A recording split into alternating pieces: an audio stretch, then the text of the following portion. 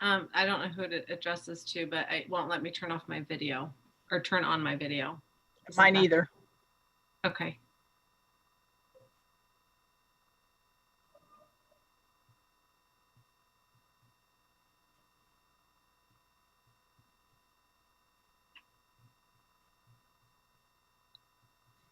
There we are.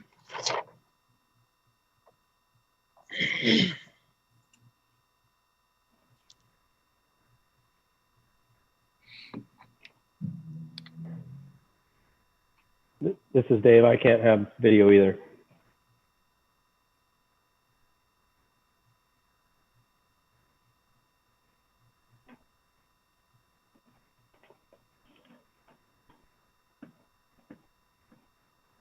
This is Dennis. It says the host stopped mine.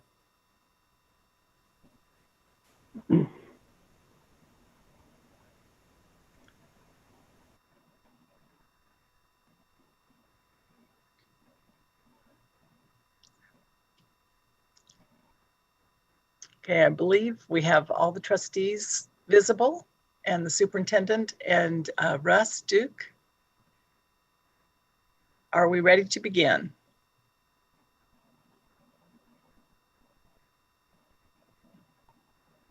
President Gregory, we Yes. are ready to begin. Thank you. We'd like to welcome all of those who are joining us for this special board meeting. If you are with us for the first time or you endured our technology failure of last evening, we're glad that you're here. Open meeting laws require us to ensure that all that can attend and view a public meeting. Therefore, because many could not get on to Google Meet or the access streaming, we had to cancel the meeting and reschedule. The cancellation left many feeling frustrated, inconvenienced, and angry. We sincerely apologize for that inconvenience and the frustration caused by the cancellation. Thanks to so many for your patience and kind words and understanding. Meeting our legal obligation is part of what we do. This evening, some board members and administrators are in person at the District Services Center and others are attending virtually. The format for our meeting will follow the published agenda. However, we will allow all 44 patrons who signed up to testify yesterday to do so tonight, which will mean a longer period of public testimony if all 44 choose to speak. Thank you to all the patrons, many patrons, 800 plus at the last count, who submitted written testimony. Board members have spent the last several weeks reading a lot of mail. Thank you for sharing your story and your perspective on the choice that we face during this challenging time. The administration will first present their recommendation to the board. During this time, board members may ask questions of the presenters through the chair or of Russ Duke from Central District Health, who is also available to answer questions from the board. The board will then hear the board subcommittee report, and then we'll hear public testimony followed by deliberations and a motion, deliberations, and a vote. So with no further ado, we will go to Superintendent Kobe Dennis for the administrative recommendation. Thank you, President Gregory. Before we get started tonight with our presentation, I'd like to echo a little bit of what President Gregory just said. I'm sincerely sorry for what occurred last night. I'm not going to make any excuses. We accept the responsibility of not meeting our expectations, both publicly and internally. When we make mistakes, we learn from it, and we will do better next time. This is what we ask of our students, and I think we should hold ourselves to that same standard. So with that being said, I'm going to turn it over, President Gregory, with your permission to Deputy Superintendent Roberts to go through the presentation of the administration. Thank you, Superintendent. We will now turn to Deputy Superintendent Lisa Roberts. President Gregory, trustees, thank you so much. I'm going to share my screen for a pretty brief presentation. It's saying I'm still disabled.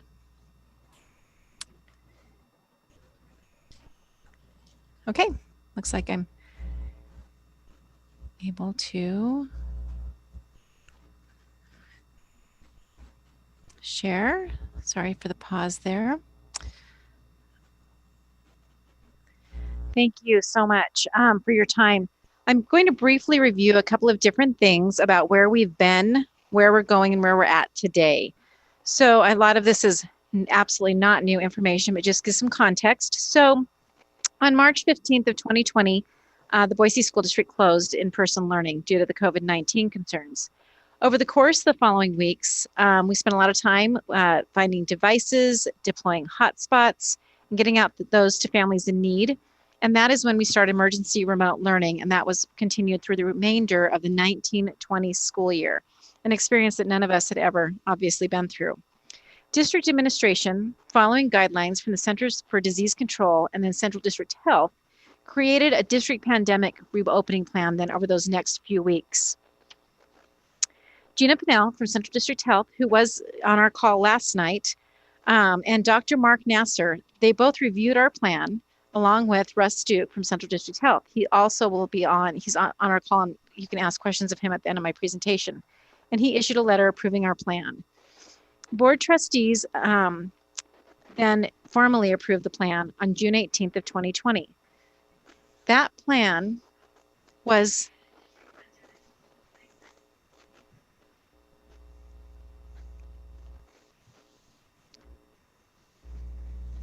that plan, sorry about that.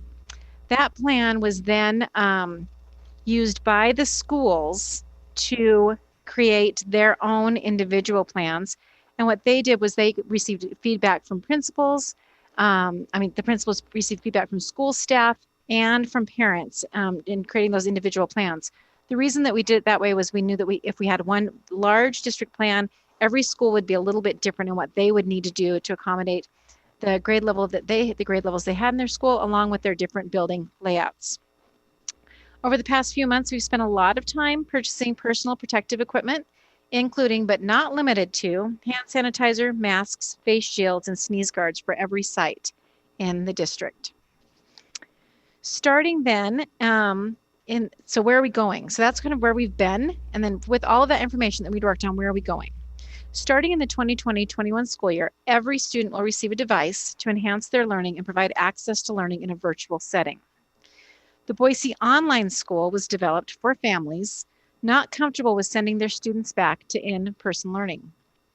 All instructional staff have been or will be trained in Seesaw Classroom pre-K through second grade and Google Classrooms 3rd grade through 12th grade to be able to provide virtual learning if a school or all schools have to close to in-person learning. And I really have to give a major shout out to our teachers. Many of them spent their summer months taking a Google Classroom training so they would be ready in case this happened in the fall. Also, they know that it will also enhance their instruction when we have in-person school.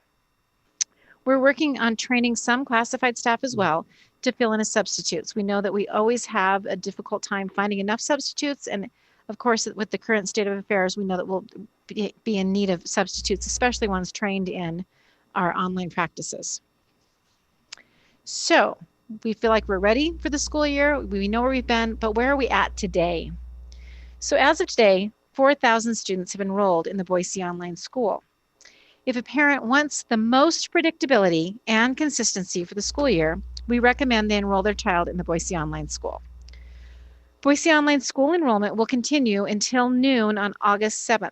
Families will need to contact their home school at this point to enroll.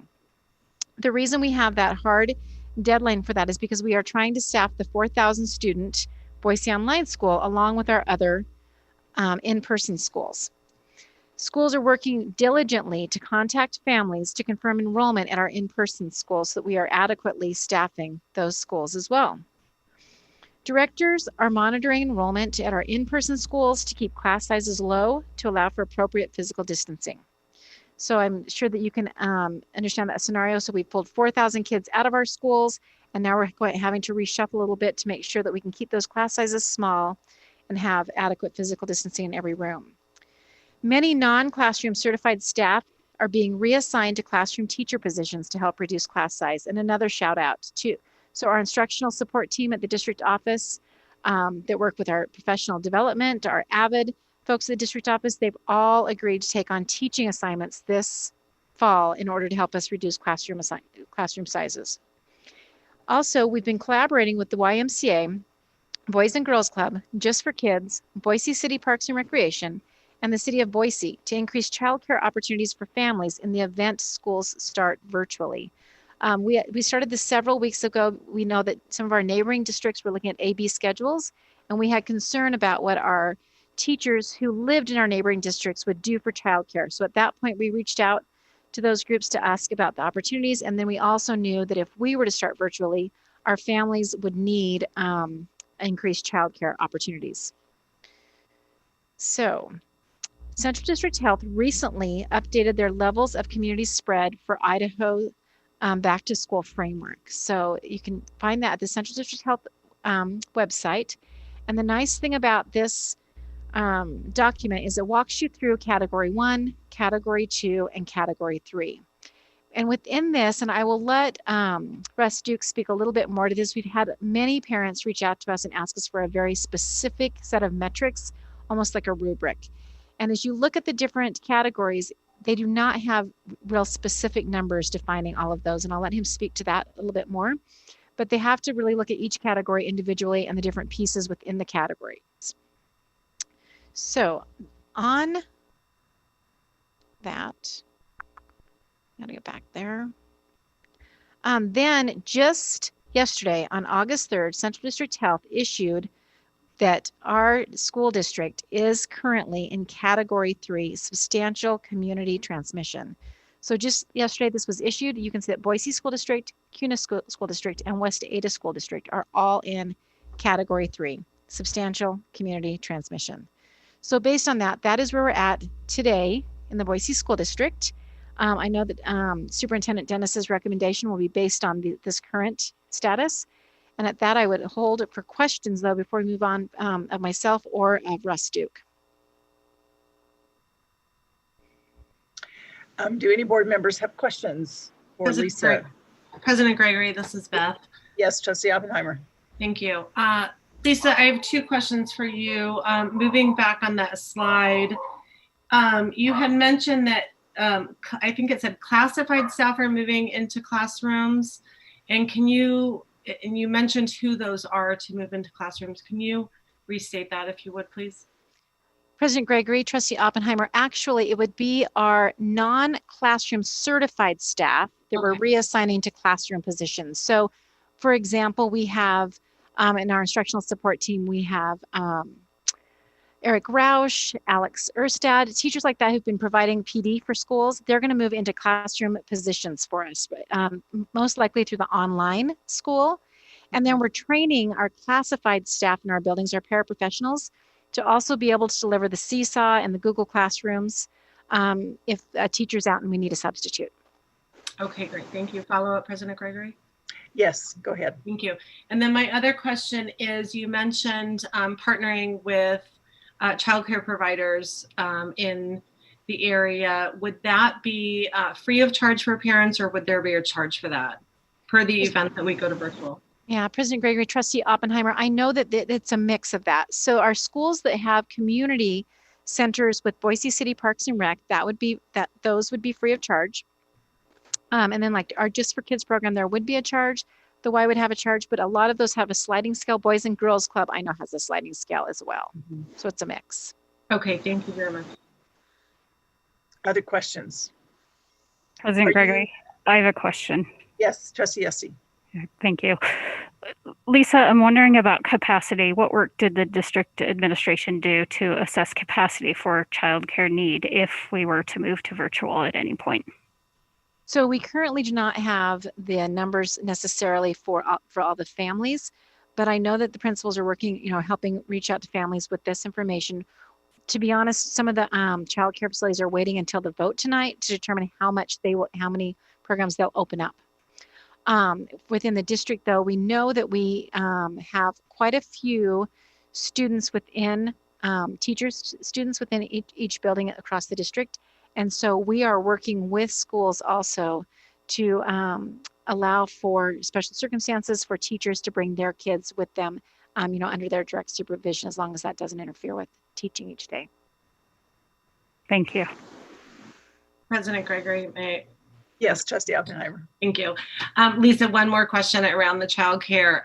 So is the district working in partnership with all of the entities that you mentioned for childcare? Meaning, if we were to go to virtual, would the childcare providers within those facilities, would they navigate the virtual experience for the children of school age? Does that make sense? Yeah, President Gregory, Trustee Oppenheimer, it absolutely makes sense. And that was one of our main talking points when we visited with them, because of course that's a stressor for our families to think about, well, what if their kids are in childcare all day and don't have the access to their learning?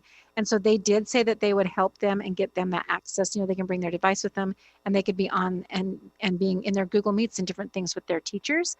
We also, though, will be asking all of our teachers, if we go virtual, to record all of their class meetings, so that if a student missed their class meeting, they could watch it at a later time.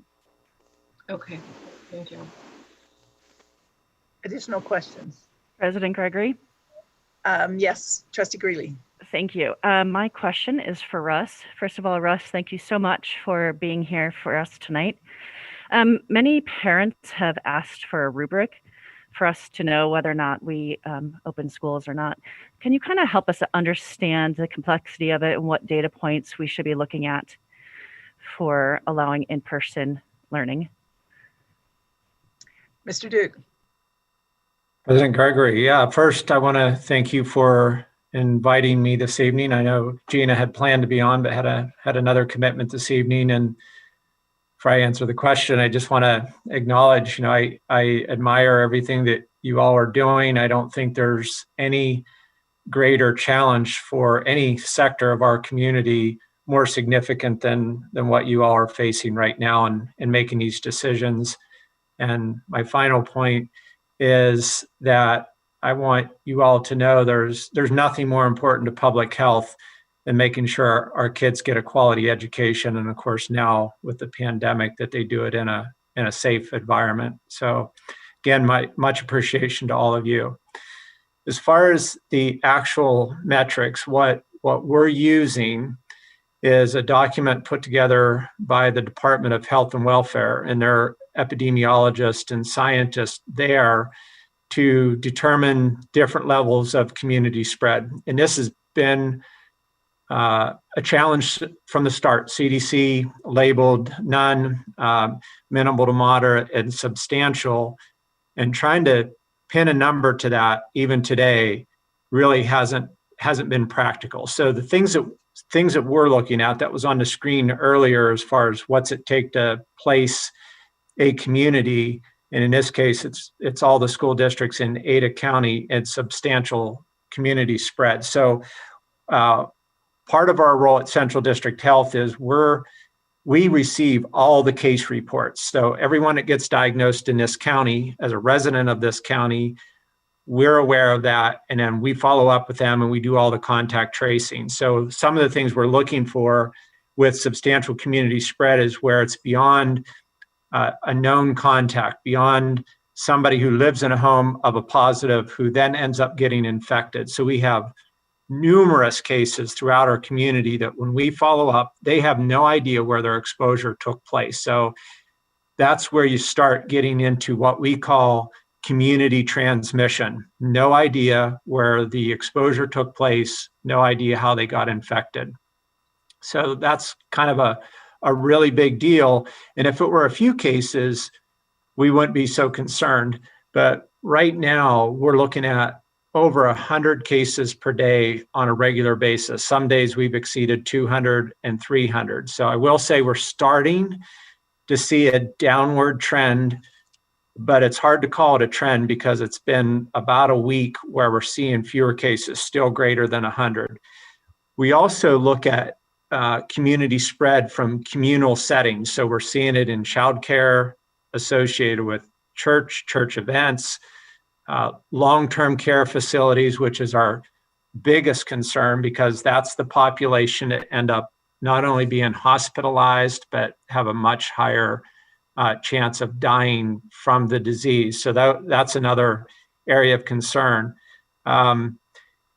Just general communal settings, which again, I named a couple of those. We're seeing it disease in Ada County Jail. And one might argue, well, those are for inmates, but staff get infected and it basically gets out into the community. So when we looked at the various categories, and again, our desire is to make sure you all have the best opportunity to educate kids in a safe environment and in a way that they will have the ability to learn.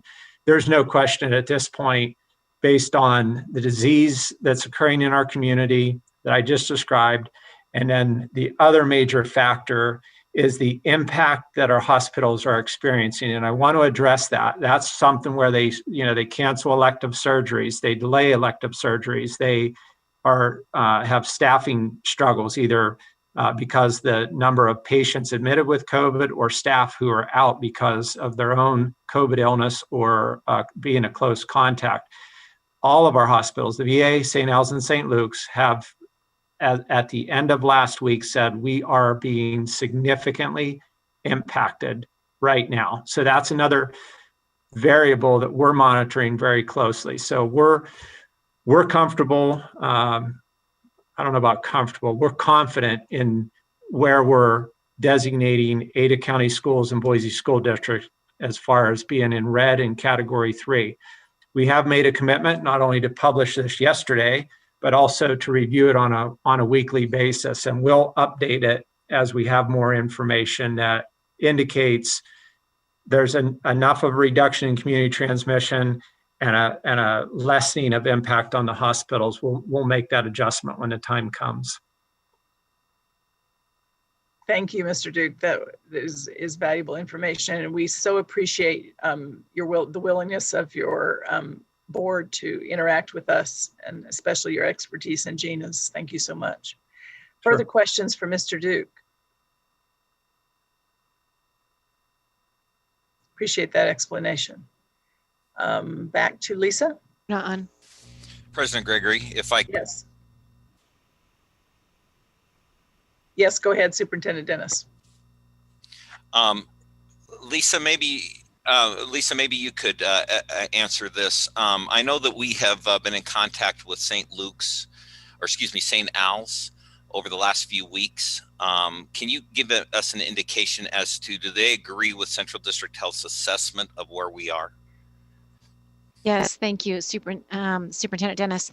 I just spoke with Dr. Nasser yesterday morning, and he said that based on what Central District Health has said for the Category 3, and for our discussions about if they felt it would be appropriate for us to not have in-person school, if that was a recommendation we were going to make, they felt that that was very appropriate. They also, Dr. Nasser told me though, he also felt like we have really good precautions in place in our plan we have for social distancing and masks and sanitizing and hand washing, and the plans we've developed for our schools. He also feels confident about us being able to have people in our buildings safely.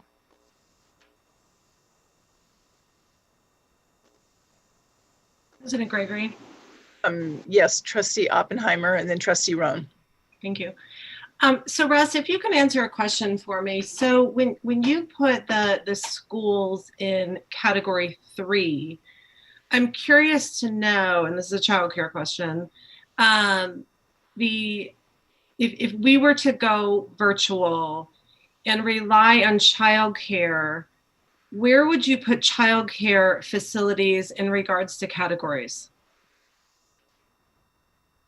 Mr. Duke.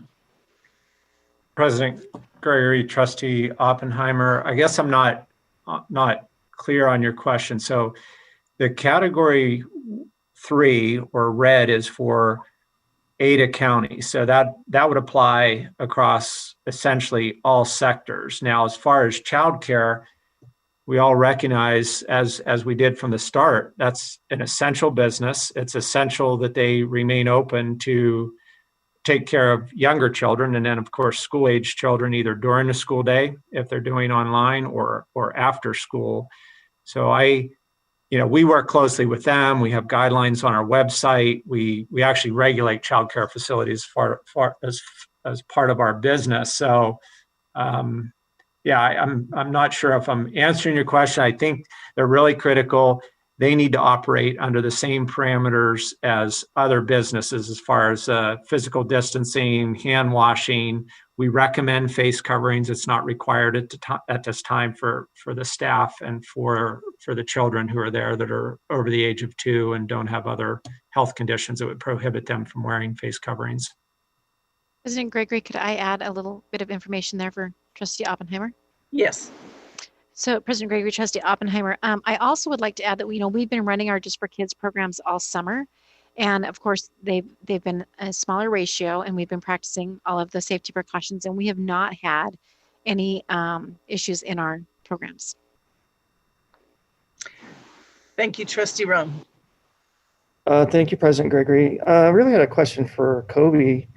So what I'm hearing basically is there is no specific metric, like 5% under 5% positivity rate or whatever.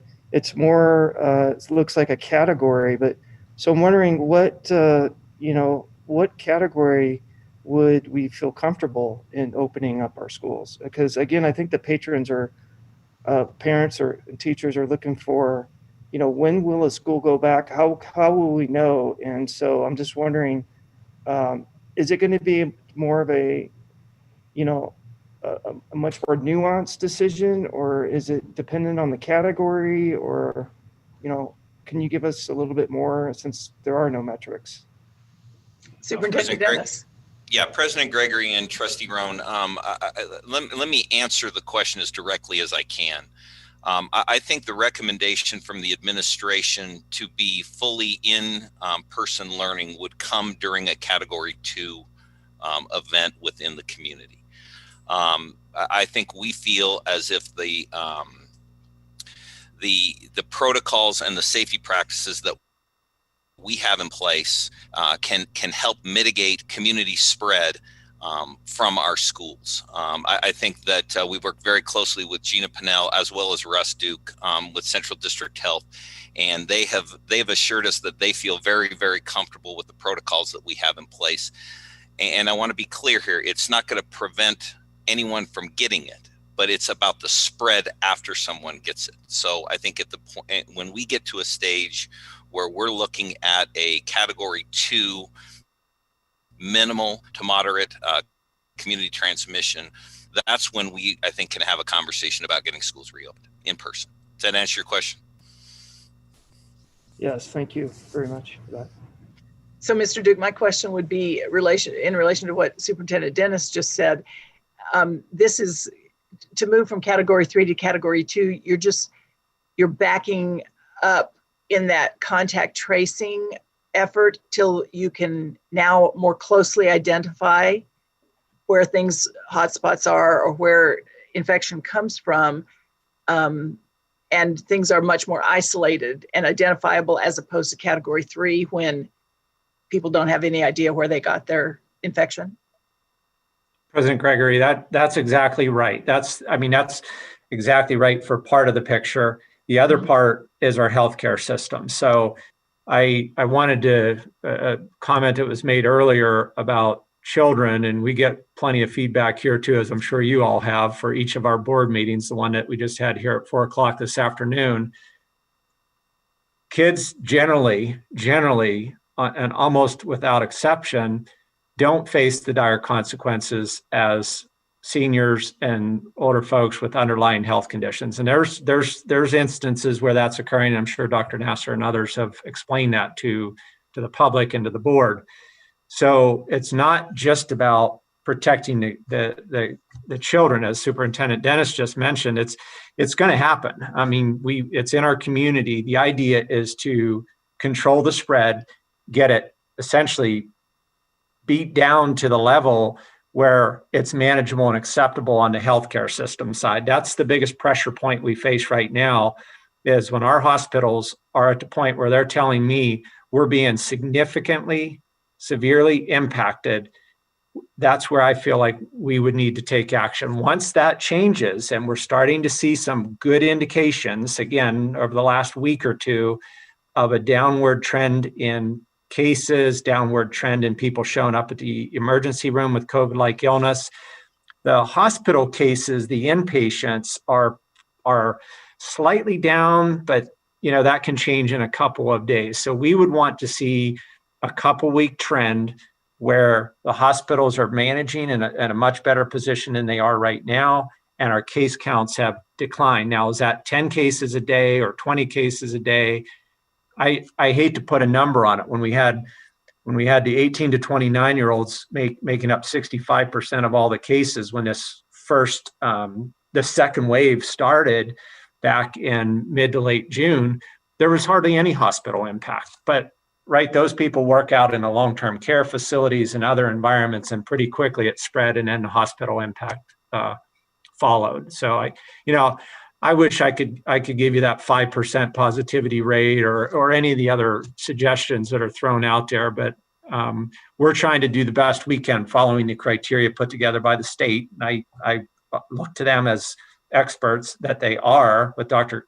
Christine Hahn and her team, and trying to narrow this down to what makes the most sense for our communities right now. And right now, like I said, there's no question Ada County's in red or category 3.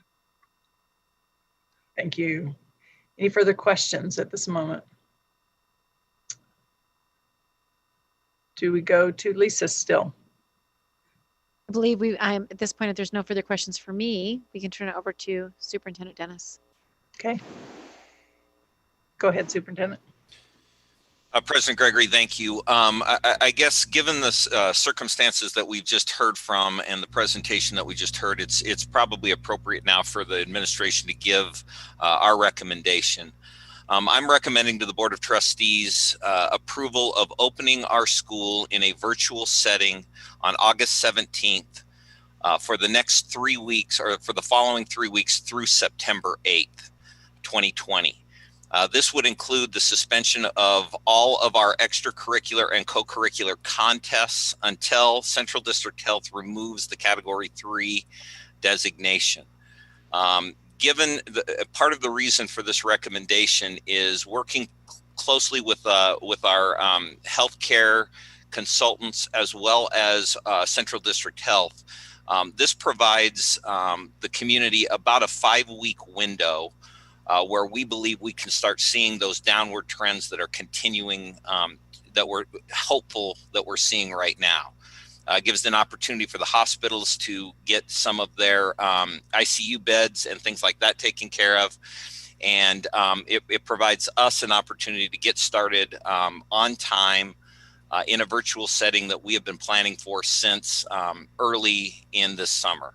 I also want to assure the board that we are ready for this as far as an opportunity for our teachers to do this. Getting our teachers back into the classroom will be a huge help in really being able to not solidify this and get them trained up. So our recommendation is that we start on August 17th virtually. In conjunction, you will have the parents have the online option. So I will stand for some questions if you have any at this stage of the game. Questions for Superintendent Dennis? President Gregory. Yes, Trustee Oppenheimer. Thank you. Superintendent Dennis, can you mentioned including extracurricular activities. Could you expand on that a little bit, please? You bet. I appreciate it. President Gregory, Trustee Oppenheimer, appreciate the question. So this afternoon, excuse me, I guess it was this morning, the days seem to run together a little bit. This morning, all of the superintendents from around the Valley and the Southern Idaho Conference met to discuss the new Category 3 rating for Ada and Canyon County. And since our conference covers both of those counties, we had a conversation around how are we going to handle this designation. The superintendents agreed at this stage of the game to postpone the start of the fall practice from August 10th to August 17th. So it's 2 weeks from today, but only 1 week delay from what originally had been the start of fall sports season. The purpose of this is to give another 2 weeks for things to improve and allow for some consistency across the conference and competitions. So it would put us in a position where Boise is doing the exact same things that West Ada are doing, and CUNA is doing, and Nampa and Caldwell are doing. So we'll all be on a level playing field. The superintendents agreed to revisit this on August 11th, take a look at the new metrics, hoping to see a downward trend. The idea being that if we are to open in virtual setting, even if things turn around, it would be a couple of weeks before we could turn the system back into in-person. For example, we need 2 weeks notice in order to order food for our food service. We have a different order than we do for grab and go sites than we do in-person feedings. So we would have to change our menu. It also gives us an opportunity for our bus company to get workers that had been laid off an opportunity to come back so that we can run our bus service. In that 2 week period, if we get to a category 2 level, we could start practicing then, with the idea being that 2 weeks later we could start competitions. So just because we postponed it, it gives us an opportunity to turn the system back on, even if we're not in person, because the community transmission has reduced. Does that make sense? President Gregory, follow up. Yes. Thank you. Thank you, Kobe. So just so I'm clear, so the recommendation is to start virtually. Extracurricular activities would also be postponed until September 8th. Is that right? September 8th. But the SIC decided this morning that athletics, so I just want to talk about athletics for a second. Athletics would be able to start practice the 17th. And is that also included in your recommendation? President Gregory, Trustee Oppenheimer, yes, is the short answer to that. Okay, President Gregory, follow up. Okay. Thank you. Just so I'm clear, sorry, it's been a long day. So athletics would be able to start practice along with the other SIC schools on August 17th, but competition would be delayed until at least September 8th. And depending on where we are then we would make that decision in regards to competition. President Gregory, Trustee Oppenheimer, yes. Thank you. President Gregory. Yes, Trustee Roan and then Trustee Doan. Thank you, President Gregory. Kobe, I had a question for Lisa too. You know, I have a son who's at Boise High, and he really struggled last year in the online part of when we had to switch over. And you know, I'm like every parent. I want my kid back in school because he just won't do it on his own, it seems like. So I'm happy to hear the teachers are going to be in their classroom, but I'm wondering what assurances you can give us that you're going to try to make it as normal as a day as possible for our students. And also, you know, how is that going to be followed up on in terms, because I mean, obviously we need our teachers to buy into this, you know, with lots of contact with not only with their teacher, but with hopefully with other students. You know, I'm really concerned about that aspect. So can you speak a little bit to what's in plan and how we can be assured that as much as we can possibly do it, make it as real as a school day as possible? President Gregory, Trustee Roan, I really appreciate the question. We fully understand that our spring emergency remote learning was not the norm for the Boise School District. The amazing thing in the Boise School District is that we have the best teachers in the state. We have developed clear expectations for those teachers and for our staff, whether they're teaching in the online school or starting the year off virtually. The very first expectation as part of that is to foster a personal relationship with each student. We also expect them to clearly articulate their schedule to students and their principal when they will be online with students. For secondary, the expectation would be every day. So for each period, throughout the day, they'd be on with their students. And for elementary, it'll be several times a day. In addition, we're asking all teachers, I think mentioned it earlier, to record those hangout sessions to allow students to watch them at their convenience if they were not able to join the scheduled time. What I envision, especially with elementary, is that you'd have a teacher on with a group of students, and then they might even go do a hangout with like 4 students in a smaller setting to offer some more explanation, some more enrichment possibly. Also, we'll utilize our paraprofessionals much like we have in the past. Rather than them pulling them out of a classroom, they'll get on a Google Hangout with them. So we completely agree that we want to make sure that we increase that interaction. We know that many of our teachers have limited experience with teaching virtually, but every school has a few of really strong go-to teachers who do have more experience in this area. That's one of the main reasons we want our staff to come back and work in the schools to deliver virtual lessons. This way we feel like they're going to have their teaching resources, their working internet connections, and each other to collaborate, because that's really what makes our schools amazing, is that collaboration that happens within those walls.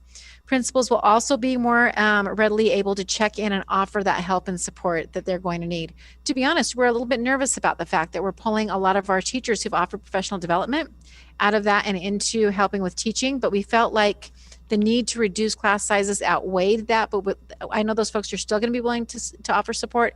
And like I said, we have a list of teachers in every building who can help the other ones with that. So we agree wholeheartedly that that is essential for this to work, is to continue to foster those relationships between students and between the student and teacher.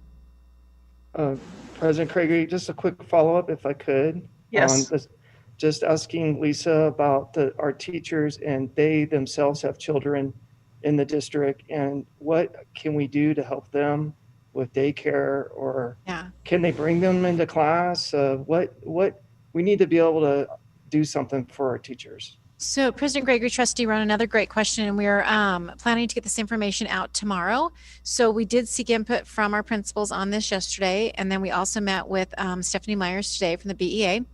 And so that was one of the main reasons why we started early looking at the different childcare options. And we were actually looking at it for truly our teachers who worked in different districts, because we were worried about them not having those options.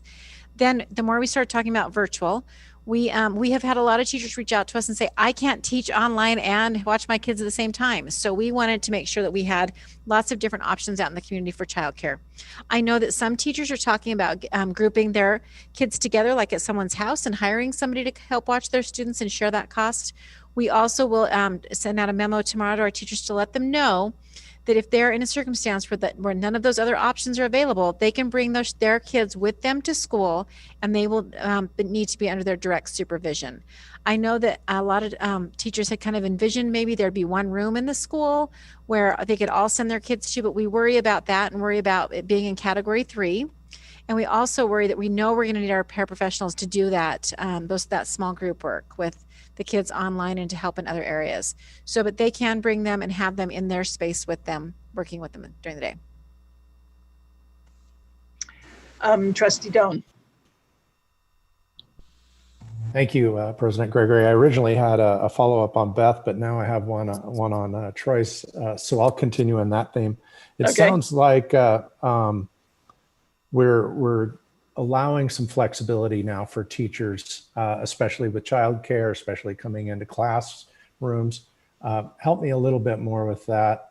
I don't know if this is Kobe or Lisa, but are we going to allow each school or each principal some flexibility? Each building is different, each classroom is different, each school is different, or are we going to have kind of a blanket policy district-wide on coming in or not coming in? Can you expound on that just a little bit more?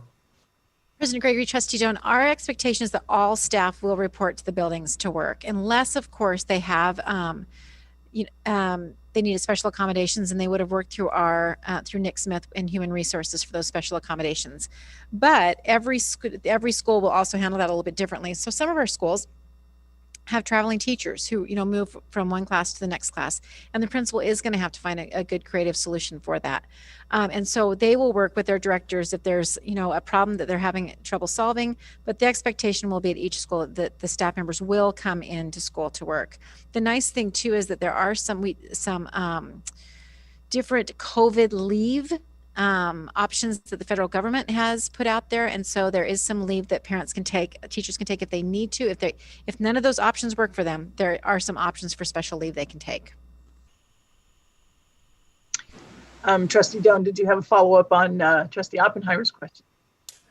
Yeah, I wanted to go back to extracurricular activities, if that's okay. Okay. Okay, I know Beth clarified it, Kobe, but I just wanted to one more time because the recommendation was to suspend it while we're in 3. And we'll probably get to it when we finally have a motion at the end, but I just want to make sure that we will too. Is that, in a nutshell, the intent? President Gregory, Trustee Doan, that you're exactly right. I mean, we're part of a conference. We spend a lot of time as SIC superintendents today really trying to balance a bunch of different needs here. We're dealing with 2 different health organizations, Southwest District Health versus Central District Health. We're dealing with city ordinances, county ordinances, and so we're really trying to find some middle ground here on how we can operate our fall sports safely, but still meet some of those needs. So the short answer to your question is we're going to be meeting weekly as superintendents to talk about the athletic department or the athletic program and try and find a way where we can get ourselves, once we get out of category 3, where we can get back to practicing and contests. So yes is the short answer to your question.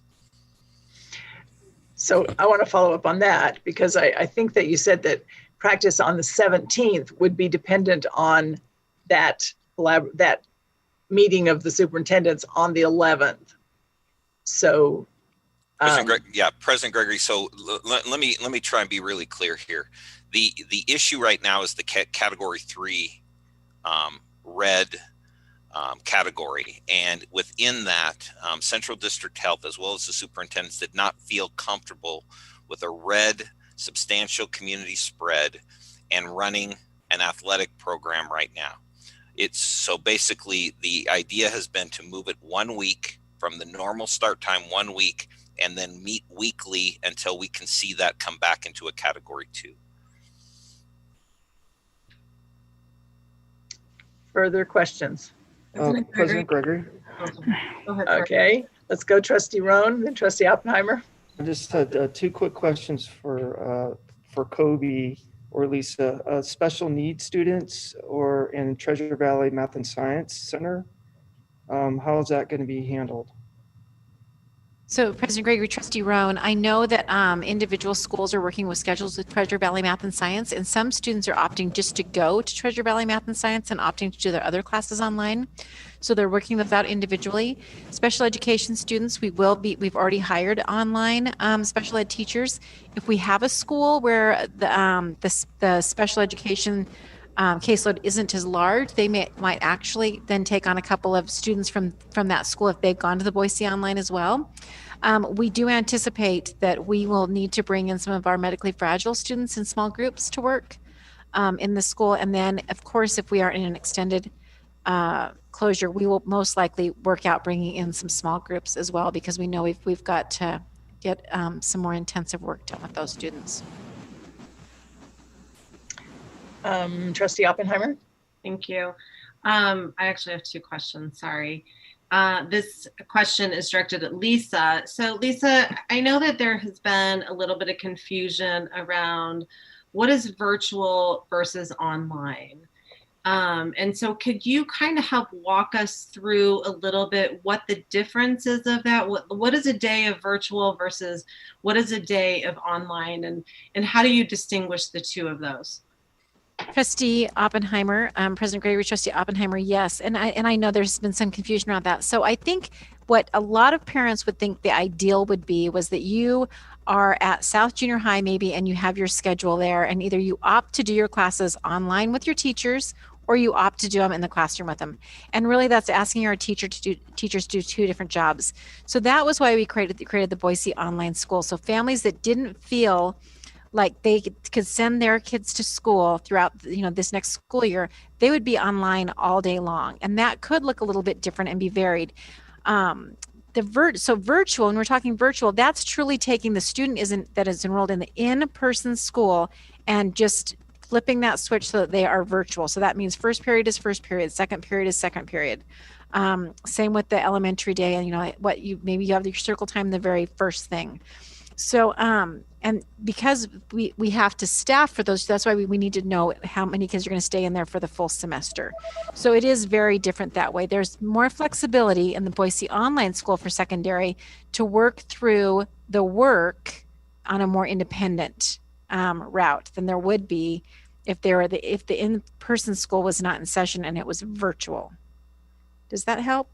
President Gregory, follow up. Yes, follow up. Thank you, Lisa.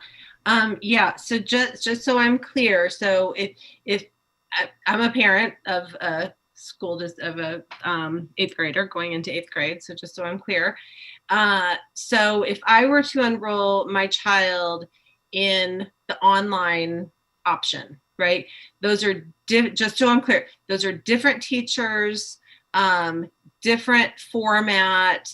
The online is you're online all day. Virtual is essentially the teachers in the classroom and the children, the kids are all on their computers, but listening to their home teacher, right?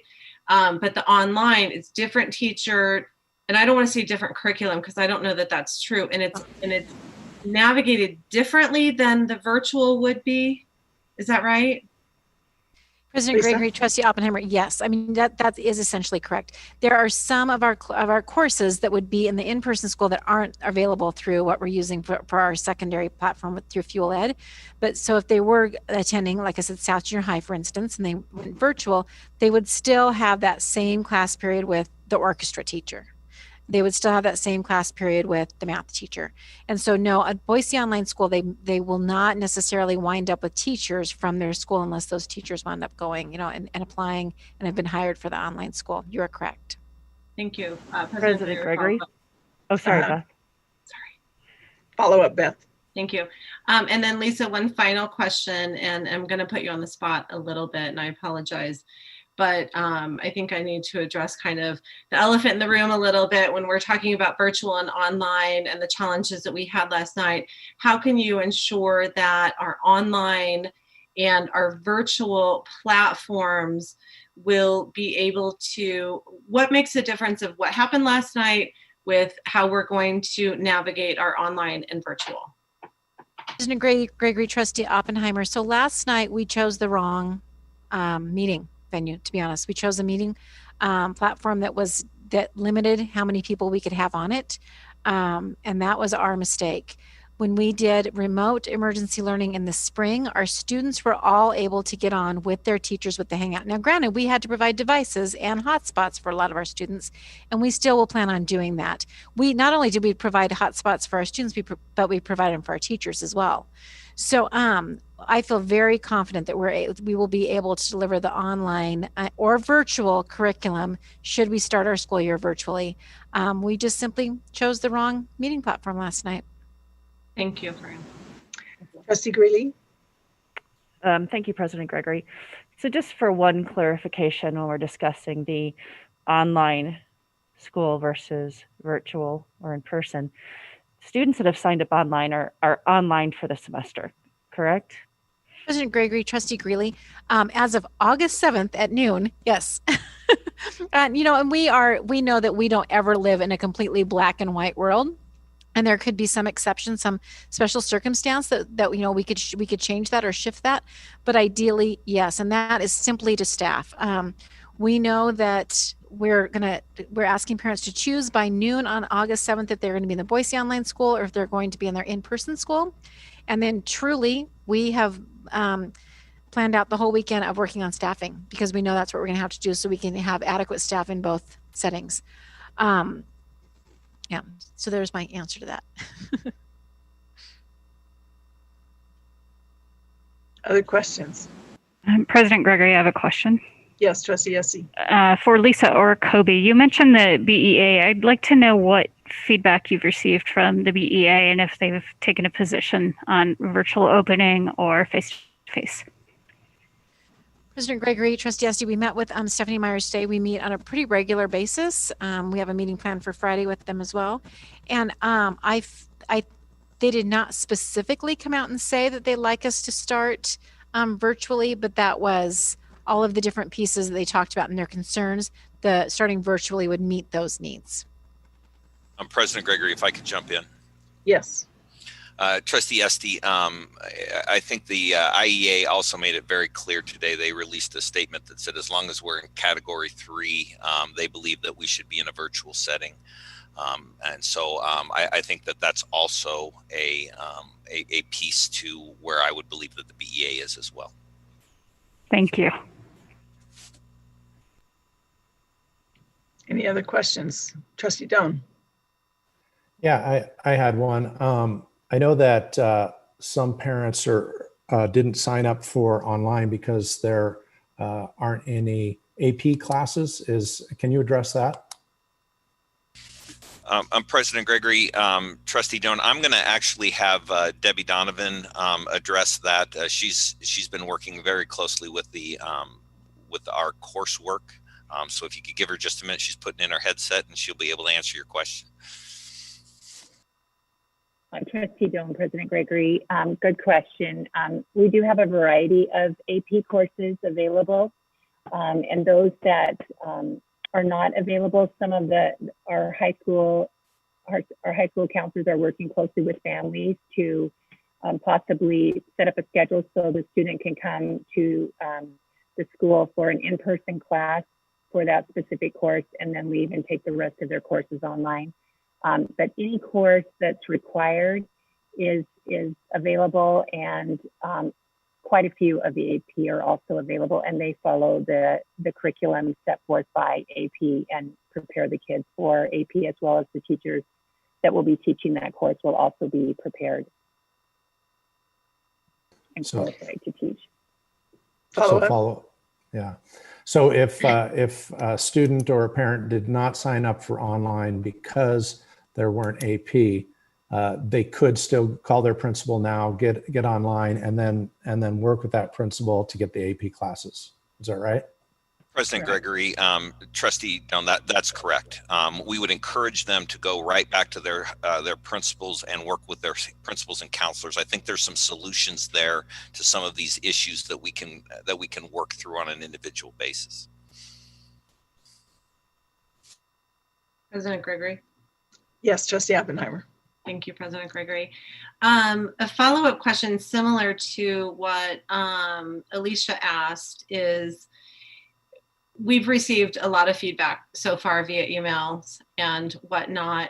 Can you, Kobe or Lisa, give us kind of a breakdown of the percentage of folks who are asking for in-person versus virtual versus all of that? We've read all the emails. There have been a lot, I know, and I want to acknowledge everyone who sent in emails because we do read them. I haven't done a little tally of them, and I know the district has, so I would love to hear a little bit about what you're hearing already from patrons, and I know that we're going to take some testimony tonight as well, but I think that that's important. President Gregory, Trustee Oppenheimer, I can tell you that from a percentage point of view, it is 50-50.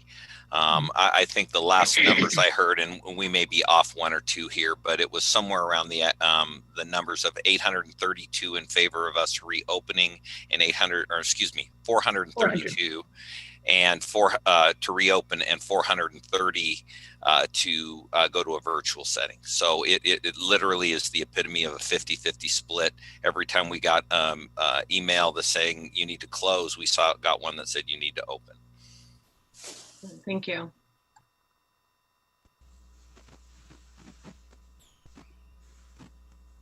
Any further questions? President Gregory, just a quick question. I might have missed this, Lisa, but did you say the curriculum is the same for the online versus the virtual? President or Gregory, is it different? Yeah, President Gregory, Trustee Roan. So it will look different. I mean, it all meets our state standards. So, but it will look different, and the pacing of it will be different based on, because the students will have a little bit more of an independent way to move through the fuel-like curriculum. Debbie, did you want to expand on that at all? The teachers are all our own teachers, so they will supplement using some of their materials. Debbie, it's very difficult to hear you. I'm sorry.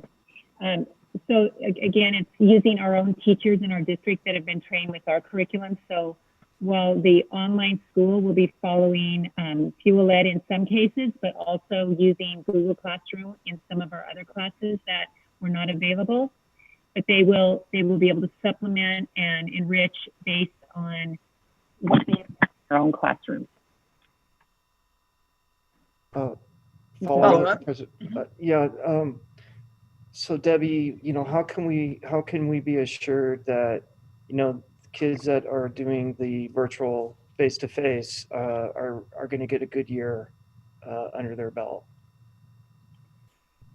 So, because normally we get all kinds of, testing and, we have our STAR testing, and we have ways, teachers have ways to kind of, monitor the progress of their students. Is that kind of those assessment type things still going to be possible to make sure that the kids are on track and on pace? If I'm talking not the online, I'm talking the virtual face-to-face students. Great question. And in both platforms, in the online school as well as virtual, we will be monitoring. We can do testing. All of our testing can be done in a virtual manner.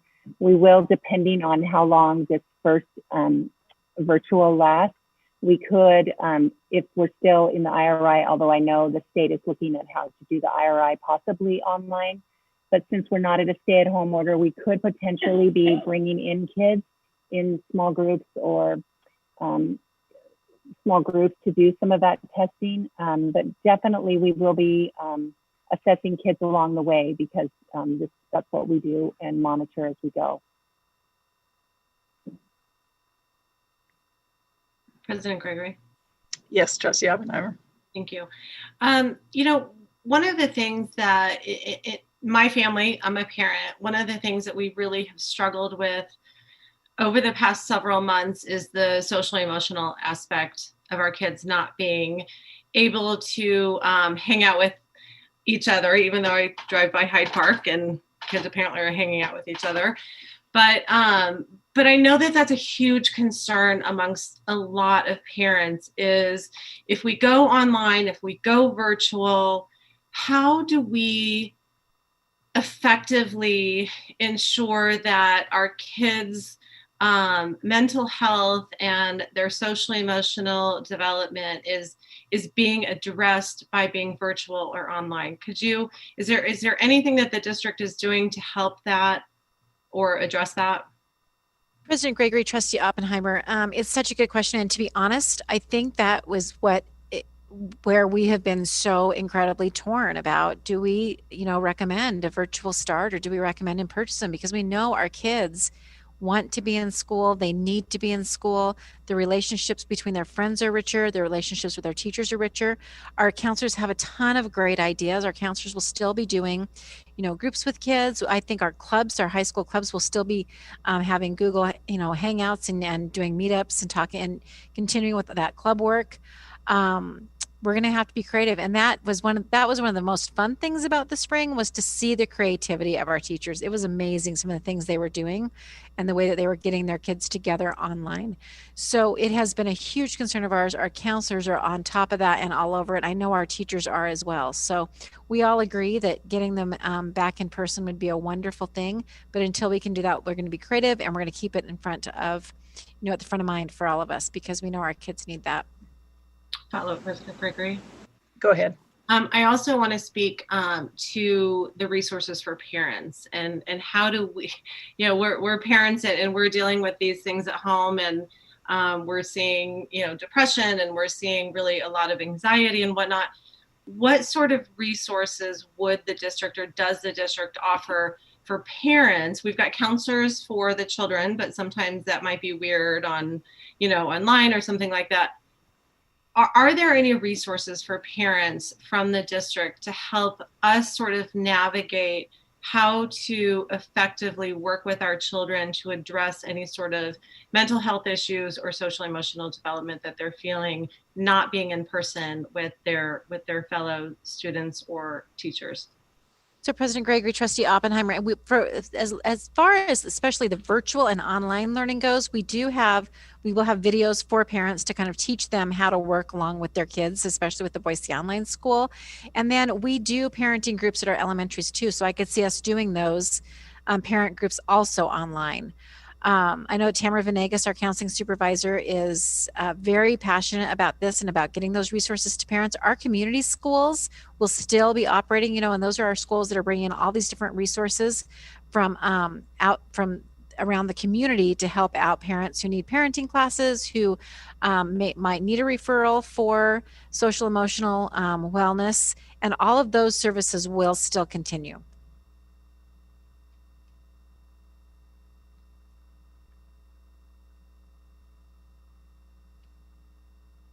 Any further questions? President Gregory, I have one more. Sorry.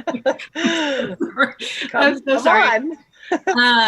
So I want to go back to Superintendent Dennis's original recommendation, and that was to postpone the in-person and go virtual until September 8th. And I don't remember if you mentioned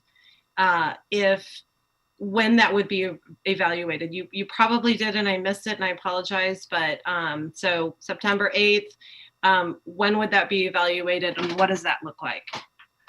President Gregory, Trustee Oppenheimer, great question, and I appreciate you kind of making sure we get that clarified. The answer to the question is we would need at least 2 weeks prior to September 8th. So my dates are probably going to be a little bit off here, but somewhere around the August 24th date, we should be seeing some significant downward trends to the metrics that that Central District Health uses.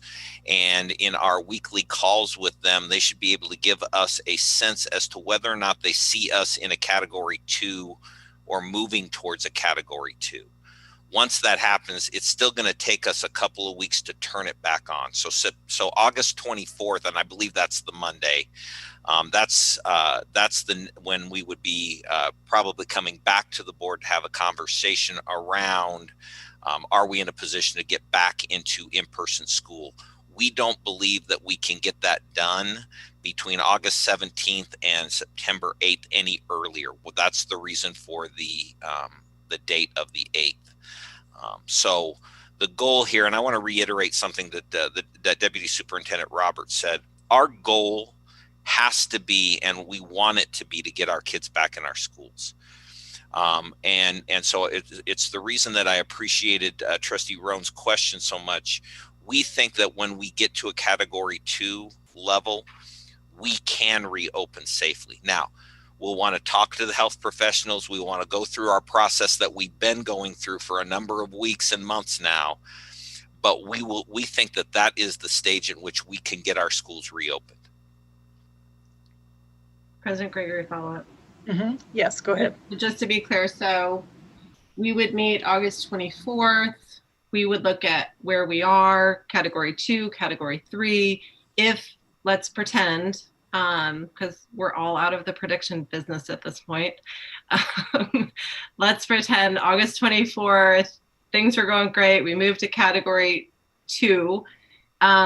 We would think about opening in person 2 weeks later, because we need that 2-week time frame to do the food, to do the transportation, all of that stuff.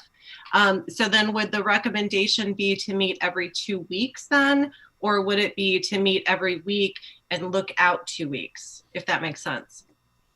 President Gregory, Trustee Oppenheimer, my suggestion would be that we'd be looking every week through and bringing the board up to speed on the trends that we're seeing through our health professionals. So I think from every week we should be updating the board as far as where we are as far as categories come, because as much as we think that this is a little bit of a magic moment, we do see the trends either starting to go up or the trends starting to come down. And I think it's the planning that is going to help. And so as our families are looking at this, if they're following what's happening with Central District Health and our health professionals, they can see that the trend lines are starting to come down. And I don't think it should be a surprise to people when we come back and say, all right, we're at a position now where we think we can reopen safely.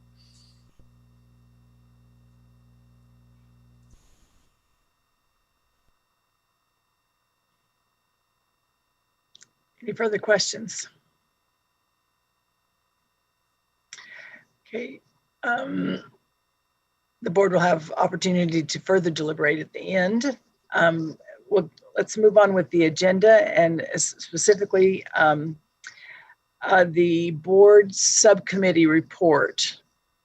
As part of our oversight responsibility, the board selected 3 trustees to meet with the district administrators to review the details regarding whether to begin the 2021 school year face-to-face or virtually. The following is intended to inform the board's deliberations in this board meeting on this topic.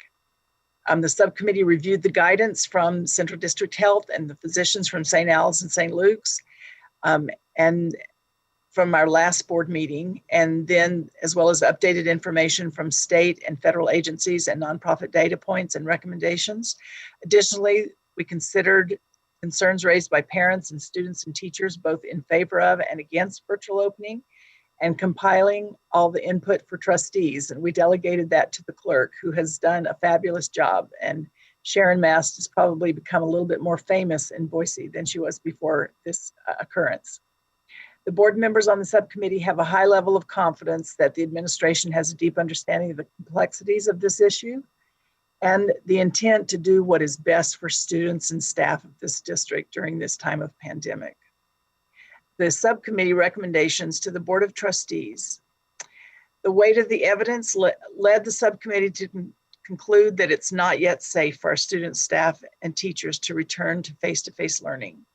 Though the subcommittee members recognize that it is less than ideal to begin the year this way, it concluded that local prevalence rates are simply too high to bring people back together in shared spaces at this time. Subcommittee acknowledges that this will create difficulties for some families for a number of reasons.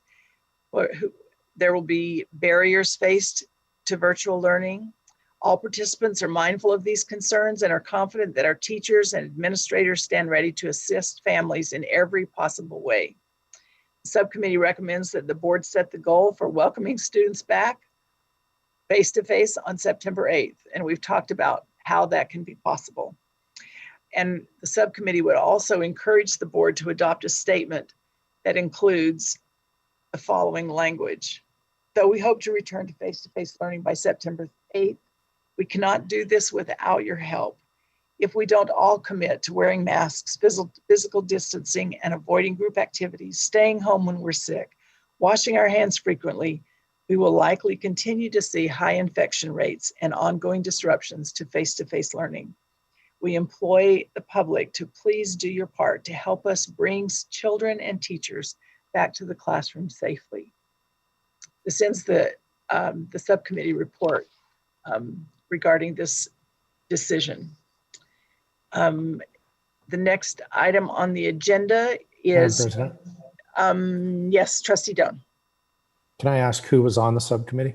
Yes, this was a result of our board discussion, and we had Trustee Esty, Trustee Wagers, and myself. And we met with Superintendent Dennis, Deputy Superintendent Roberts, and Gina Pinnell from Central District Health. And I believe that was all.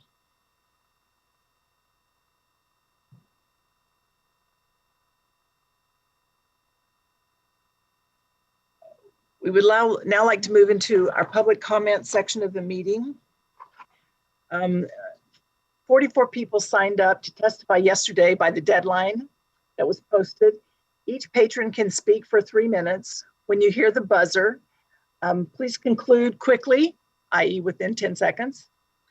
Comments should adhere to Board Policy 1441 on audience participation and may be interrupted or terminated if it's too lengthy, personally directed, abusive, obscene, or repetitive or irrelevant. So you need to stay on topic.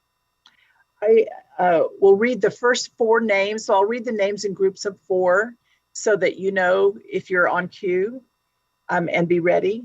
And you need only state your name because all of you have already registered your address with the clerk. So as your opportunity comes, the administrator will turn on your entrance into the meeting visually and your microphone. And then each person will be toggled in when it's their time to speak. did I forget anything? Brian Walker, is that pretty plain? That is accurate. Okay, thank you.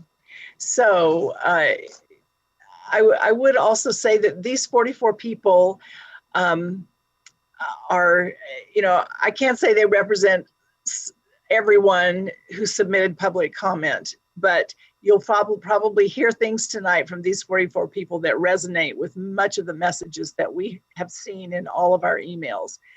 So thank you for, putting your name in the hat to testify, and we hope that this is a workable experience for you. So the first four up on queue is Ann Campbell, Cynthia U. Wallace, Holly Paquette, and Chrissa Rich. So we will start with Ann Campbell, excuse me.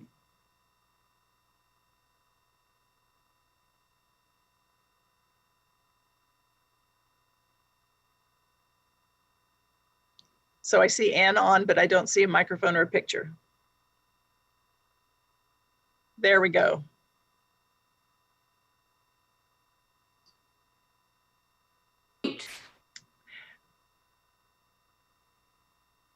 Ann's microphone needs to be on. Okay, can you hear me now? Yes, Ann, welcome. All right. I'm Ann Campbell. My family is full of teachers. My mom taught at Bora, my sister taught at Lowell, and my dad taught at BSU, and I teach at BSU. My sister and I both went to Boise High. My son goes to North Junior High. I've been invested in public education my whole life. In fact, I grew up in old school Southeast before there was a traffic light. Boise's neighborhood schools are exceptional. K-12 online school is not. Students know it, teachers know it, district administrators know it, and parents know it. Online school using best practices works for some students, at most about 15 to 20% of them. The most self-motivated students do well with it. I have students like this in my courses sometimes. They are easy to teach because they can basically teach themselves. I regularly teach an online summer class, so I know this model can work well for self-directed learners and university students. However, online teaching is not effective for the other 80% of K-12 students, including my son. These students need in-person contact with teachers, the daily structure of being in classes and being on task, and social contact with other students to learn well. My attention fatigues after about 10 minutes of watching a video lecture or being on a Zoom meeting. And my son, like most students his age, probably loses interest in a teaching video within about 30 seconds, no matter how great the teacher. You can put a race car driver behind the wheel of a lemon and the car will still stall out on the track most of the time. Online K-12 education is a lemon for most students. I am returning to my classroom at BSU this fall, even though I was offered the chance to teach remotely. I want to teach students, not avatars, and I want the same for my son. I fully support health measures and protocols in schools, including mandatory masks. We need to be innovative. The school district's motto is everything is possible. Please practice what you preach and don't just punt by moving fully online because the situation is challenging. If 5-day-a-week school in person doesn't work, then let's consider alternatives. And there are many that could be considered. Most parents already had the chance to choose online schools and they didn't. So please, let's find another solution.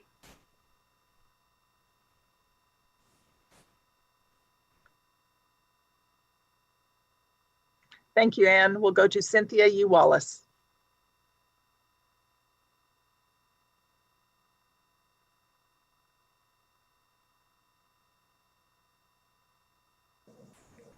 Welcome, Cynthia.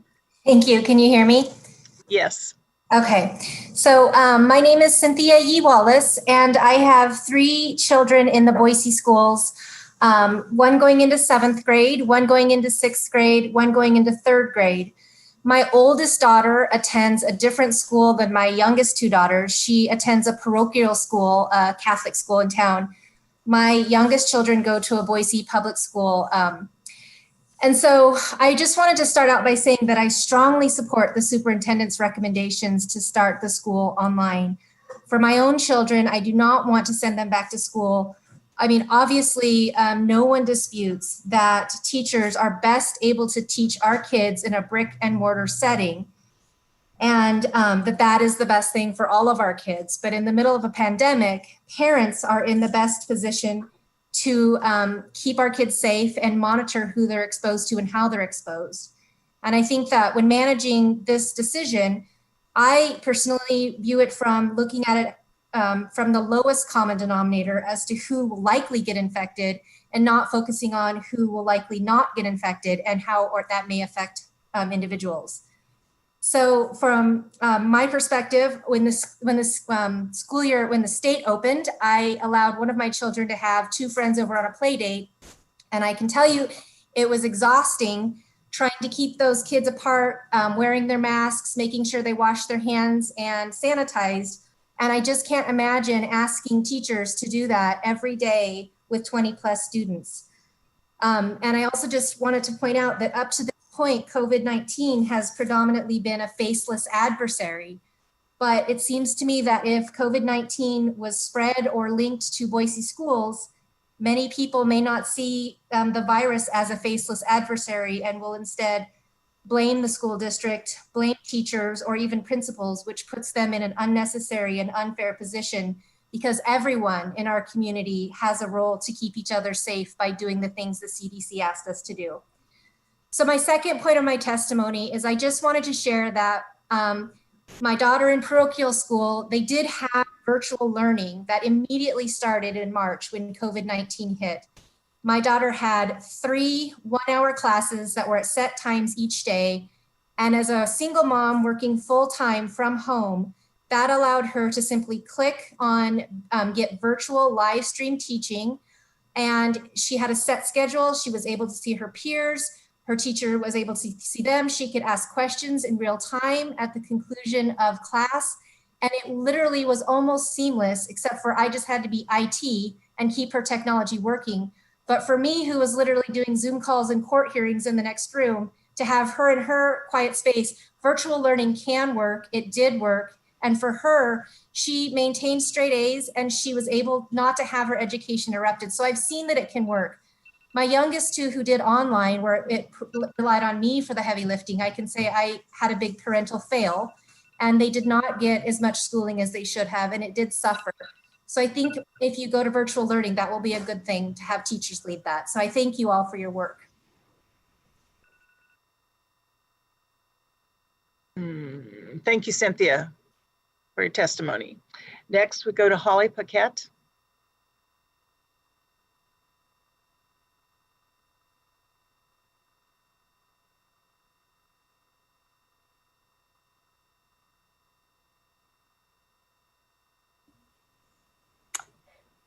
Welcome, Holly. Hi, can everybody see me and hear me? Yes, thank you. Okay, great. Thank you, President Gregory, Superintendent Dennis, and all of the trustees. I really appreciate being given the opportunity to speak tonight. My name is Holly Paquette, and I'm an assistant professor of microbiology, molecular, and biomedical sciences at the College of Western Idaho. My area of expertise is in virology, especially in infectious viruses. In addition, I did my postgraduate work in epidemiology. But most importantly, I am the mother of an incoming senior at Boise High School. Try not to get too emotional about this. So as a mother, I want my daughter to have a normal senior year, spending time with her friends, going to dances, participating in school sports. I have a strong emotional desire for normalcy for her. I have spent many a sleepless night arguing in my head about my daughter missing out on a normal senior year versus the risk of becoming infected with COVID-19 and perhaps spreading it to a family member and/or friends or teachers. So from my own experience wrestling with this dilemma, it has been a good reminder to stop and take a big picture perspective. Short-term decisions have serious long-term consequences. For me, this decision should not be based on emotions. It must be based on data, and the data is clear. Across the globe, there have been schools that have opened, some successfully and some unsuccessfully. The main consistent factor that determines whether a school successfully reopens is the positivity rate in the community, as well as the ability to trace contacts. Currently, Boise has a positivity rate of 18%. Schools that were successful in reopening were in communities that had less than 5% positivity rates. If the Boise School District reopens with such high community spread, it is inevitable that we will see disruptive school closures due to outbreaks this fall. In addition to having these school outbreaks that are disruptive for those students and teachers and families, it also means that we will expand the spread into the community. And so in the bigger picture of things, we're not just talking about the Boise School District, we're looking at the city of Boise as well as the state of Idaho. Boise School Districts, it is not an island within this community. And so I urge the Boise School District to choose a remote fall semester with the long-term plan of reopening in-person classes in the spring when the viral spread is better controlled. My hope is that this proactive decision will mitigate community spread and set up the school district to return to a more normal setting this spring. Thank you. Thank you, Holly, very much. Krista Rich. And following Krista Rich, we will hear from Shiva Rajbandara, Cassie Martinez, Megan Fuller, and Carmen Alder. Krista.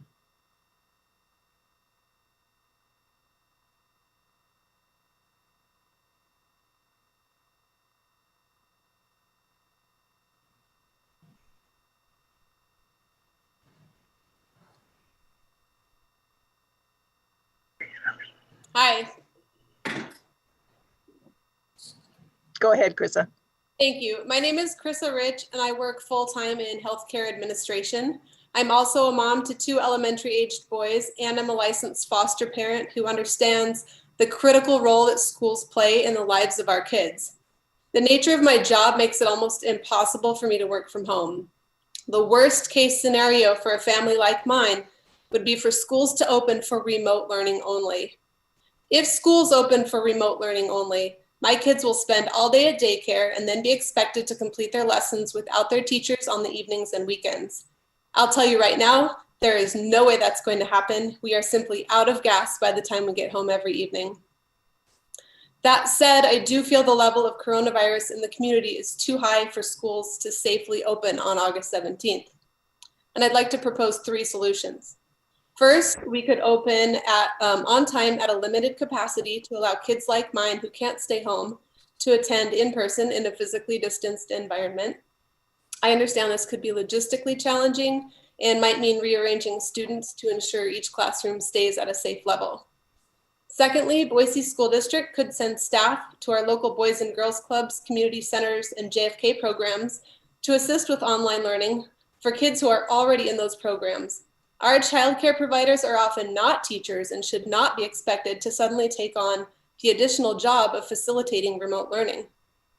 This option does beg the question, how are our kids any safer just being moved into a different building and handed a laptop? I'm not sure they are. And I think the programs that have had low enrollment and have been safe all summer would be inundated with new enrollees if suddenly remote learning is required and only certain programs are facilitating it. Finally, and this is my preferred choice, We could push back the start date by 2 weeks at a time until the level of coronavirus indicates it's safe to return for in-person learning. Maybe we look for that 5% positivity benchmark that's generally accepted by the medical community. This method would force some buy-in from the community. Let's do this, let's mask up and get our kids back in school. Even starting 6 or 8 weeks late would be preferable to a remote-only start where countless kids would be left behind because there are no adults available to help them with online school. I appreciate the monumental task that you're facing and the opportunity to share my ideas with you, and I stress, please consider pushing back the start date entirely 2 weeks at a time. Thank you.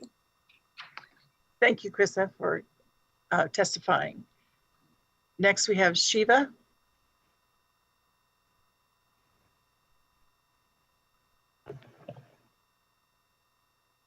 Hello, Shiva. Hi. Is it my turn? You bet. Go ahead. All right, that's great. Greetings, members of the board, and thank you for holding this opportunity for public comment. My name is Shiva Rajbandari, and I'm entering my sophomore year at Boise High. And I'm testifying today in favor of starting the school year online. And I wanted to share with you a student perspective on the decisions that you guys have put in front of us. So figuring I'd have nothing better to do, I took 4 credits on BSD Online Secondary Summer School through Fuel Education, the program through which online school will be offered for those who have signed up prior to August 7th. Guys, let me get to the point. Fuel Ed sucks. I was told to expect to spend about 10 hours a week for each class. I'm not even sure if I spent 10 hours on the platform the entire summer. The program is incredibly unengaging. You just click through the lessons and the test answers can be found on Google. Without any interaction with the teacher, I didn't feel particularly connected to the learning process. I took the classes because they were mandatory and I just wanted to get them out of the way. So the dumbness was actually in my favor. But this year I'm taking 5 APs and 1 concurrent. How do you guys expect students whose parents signed them up for online school this year to compete with thousands of other kids across the globe? The board my parents elected is going to look pretty just okay when we have the lowest standardized test scores in the country. So here's the deal. You guys presented us with 2 pretty lame options. Either ditch our shots for the Ivy Leagues, abandon our social lives and physical health, and spend a couple hours a day clicking next while scrolling through TikTok, or risk being responsible for the death of our boomer parents while on the grind at school. Furthermore, just a little insight into the groupthink mindset of a high schooler, there's no way I'm missing my first year of high school if everyone else in my class isn't too. I draw the line with drugs and alcohol, but if all my friends are jumping off a cliff, you bet I'm going. And I'm a pretty high-performing student without any cognitive setbacks. How do you guys expect this to work out for the average cup of joe? Truth be told, there should be more than 2 options. And that's why I'm here today. If you like having your parents around, but also want that better tomorrow you guys keep talking about, you might as well testify before the board. So at least you can say, I told you so when it all goes to Alabama. And by the way, the whole thing you had going on last spring where we did 1 class a day if we really wanted to, won't work either. I mean, I understand transitioning to the net is hard for teachers, but like, come on guys, it's 2020. So anyways, my parents, like many others, did not sign me up for the online option offered this school year because even though they knew they could die if we ended up starting school with 8,000 cases in our county, they would rather risk it so I can get a real education than be the subject of an academic practical joke. And if that's not sacrifice, what is? And that's why I'm telling you guys, don't open school if cases haven't gone down. Let's start this year on Google Meet and we can pick up with in-person classes later. And other options to prevent the spread of the virus might include block schedules or partially outdoor classes. I'm not the smartest one on the call. I can't even cashier at Albertsons without my high school diploma, much less serve on the Boise Independent School District Board of Trustees. But if you guys are elected because you're the smartest around, if schools are to teach us critical thinking and other smart stuff, it'd be nice to have an example. So this is a no-brainer. And don't forget about climate change. Thanks for coming to my TED Talk. Thanks.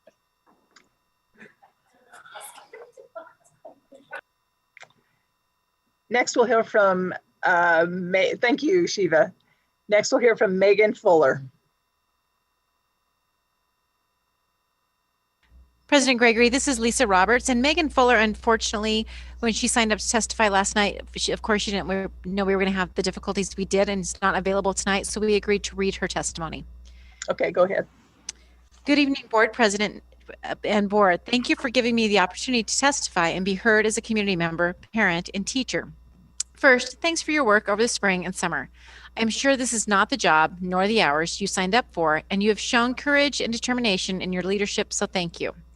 As a community member, I believe schools are a foundational element of our society, and we need the doors open. If malls, bowling alleys, restaurants, and hair salons are open, schools need to be open. If our community reaches a medical threshold that requires schools to be closed, then a wider community shutdown should be required. As a parent, telling my kids they can go to the mall, but not school, just doesn't make any sense. My children are both teenagers, so the impact of virtual school will be different for younger families. In talking to other parents, friends will be getting together and will likely not be monitored in the degree that they would be in school. This teenage group needs school to be in a defined space and defined expectations.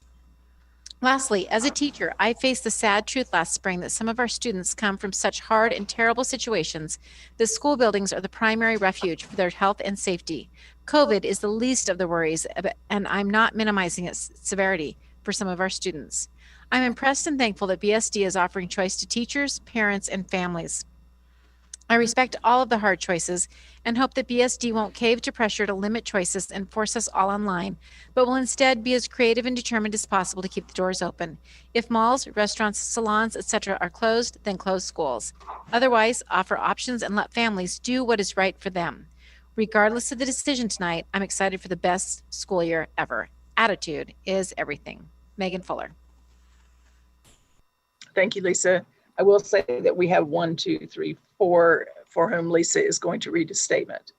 Next up is Carmen Alder.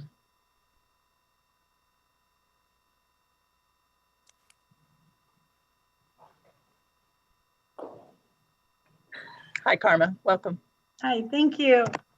My name is Carmen Alder, and President Gregory and the Board of Trustees, thank you for taking my comments into consideration today.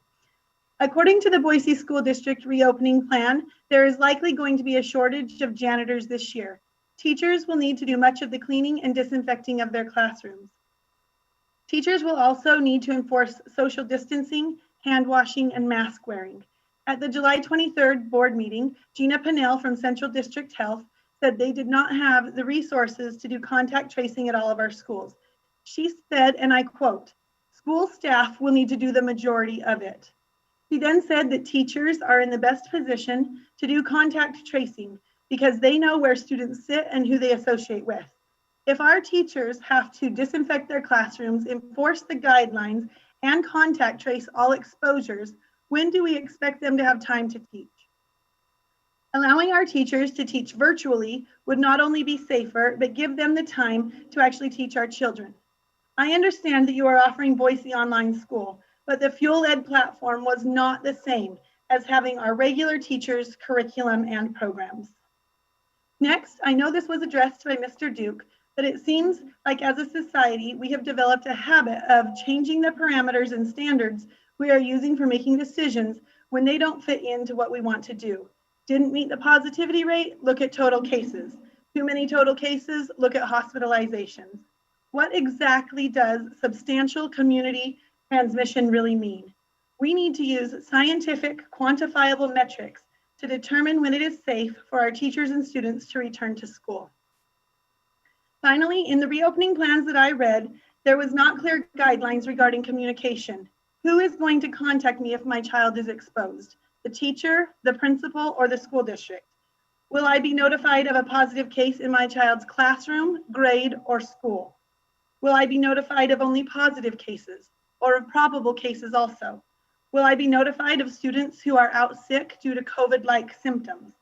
How are you going to share the information I need to keep my family safe and make decisions while also respecting the privacy of those who are sick? None of those questions were answered in the reopening plans. I ask you to vote to hold at least first quarter of school virtually so that families can make informed decisions and plan in advance. I ask you to develop measurable guidelines such as positivity rate for when in-person school can safely resume.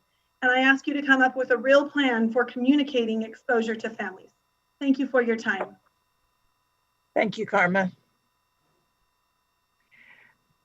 We now will go to Nathan Hamlin, David Hawk, Jill Robinette, and Tracy Badron. President Gregory, this is Lisa Roberts again, and I'll be reading Nathan Hamlin's testimony. Go Thank you, ahead. members.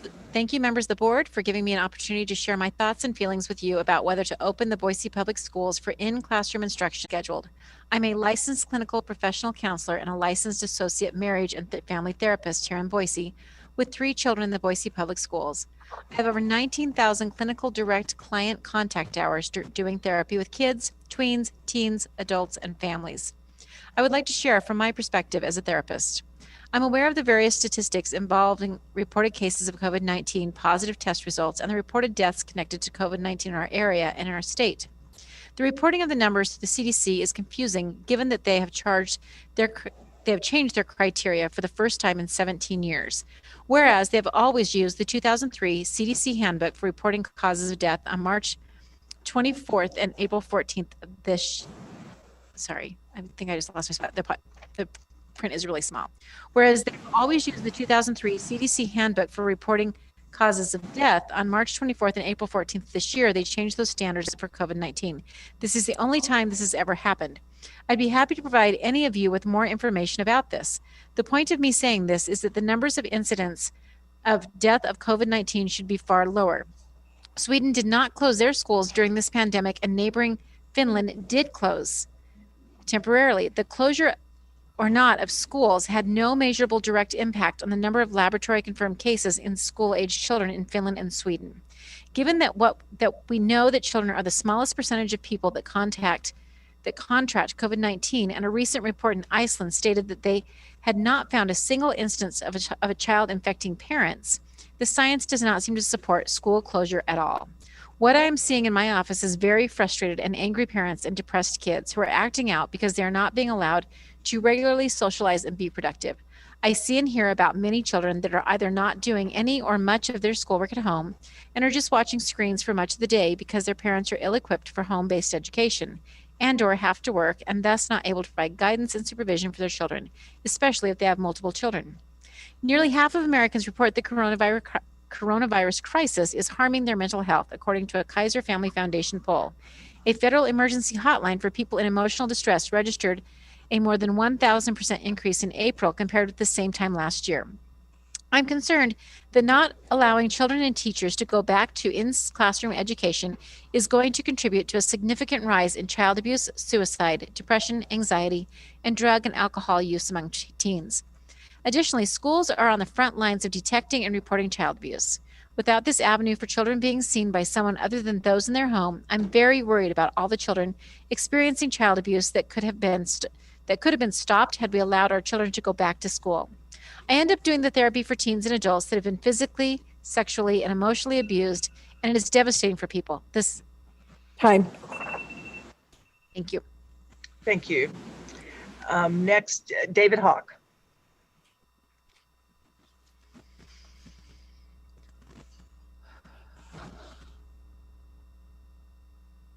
Hello, David. Hello, it's my turn. It is. President Gregory, trustees of the Boise District Board of Trustees, Superintendent Dennis. I appreciate the opportunity to be here this evening and visit with you. I'm a resident of the Boise School District, David Hawk. And in fact, I'm a graduate of Bora High School back when Moses was a basket case, of course. And both of my children graduated from Bora High School, and neither have moved back home yet. So we're doing well. It's been a long time since I had the privilege of addressing the board and superintendent. Thanks for this opportunity. I served for almost 23 years as a trustee, and in that time, we had a plethora of weighty issues to address: budgets to set, attendance boundaries, bond issues for new facilities, maintenance, contracts awarded, curriculum development, internal audits of the board and administration, family life classes, technology opportunities. All those you face, but never did we have to serve on the boards I served on, have to weigh the risk of infection versus the loss of significant time on task for students, let alone for the entire student body, grades K through 12. You've demonstrated, in my mind, to the public through past decisions, the board and the administration and the teaching team are more than capable of making well-reasoned and researched decisions on difficult topics, the results of which have been successful in meeting the goals of what has been a publicly built and agreed upon strategic plan for the district. I heartily endorse and support your choice of path forward regarding in-building and/or virtual classroom attendance for our students, always respecting there will be some educators and students in a higher risk category. I know you're taking into account the different educational experience to date and its effects short and long term, and are thinking about makeup time on task within the calendar. Another touch point in all this discussion is the importance of activities and their place in the student schedule. I think you all know I'm a fan of high school athletics, band, drill team, and drama. I offer a thought regarding this fall. Move the band competition, football to the spring. Move track to this fall along with soccer and baseball. These are truly non-combat sports, non-contact, excuse me. And when I played football, it was combat, basically. I was so small. And start wrestling and basketball a week or two later. Football is truly a contact sport where one lad could infect a good number of teammates and opponents all in the same evening, thus canceling their season. Look at what's happened to the St. Louis Cardinals, for instance. I am not suggesting a permanent change of schedule. That is another discussion for another time. Lastly, let's not discount or sell short the innovativeness of our principals and teachers and coaches to find numerous and better ways to safeguard themselves and their students, as well as deliver and measure the knowledge we think is vital. You yourselves believe everything is possible. Frankly, so do I. If you have any questions, I'd be glad to answer them. David, thank you. It's good to see you. We'll next go to Jill Robinette.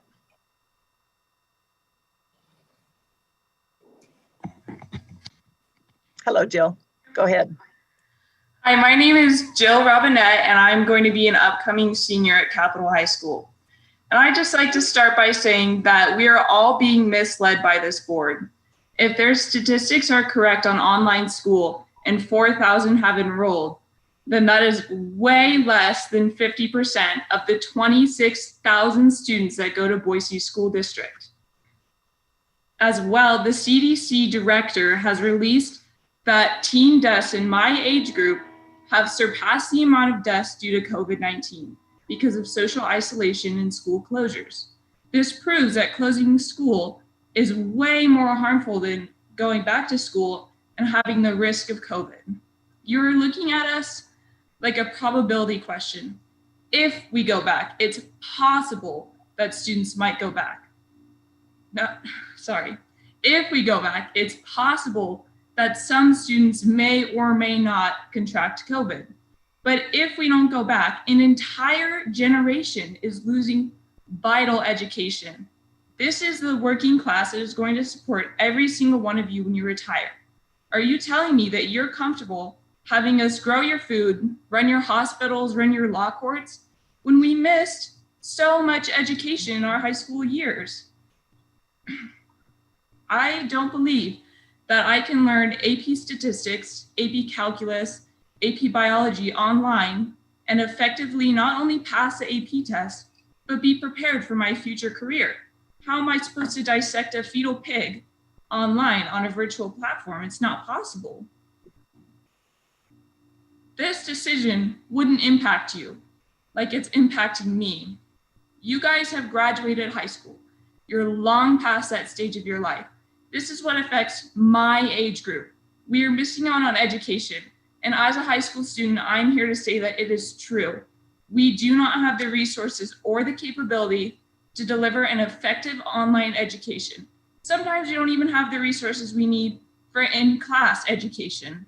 You guys cannot deliver an online education and expect us to learn everything we need to know to be prepared for our future, which is the entire point of public education. There is no accountability for online school either. Our spring online was pass or fail, and that was based on the grade you had before online school started. If you didn't do any of the work, there's no consequence at all. Sometimes students don't even do the work when they're in class. There's no way that you can hold our students accountable when we're teaching online. There's such a high rate of cheating and not doing your work, and there's no way you can monitor that because we're not in person. We need to open our schools, and if you don't, you're putting the lie. Okay, thank you. Thank you, Jillian. Appreciate your message. Next, we go to Tracy Badron.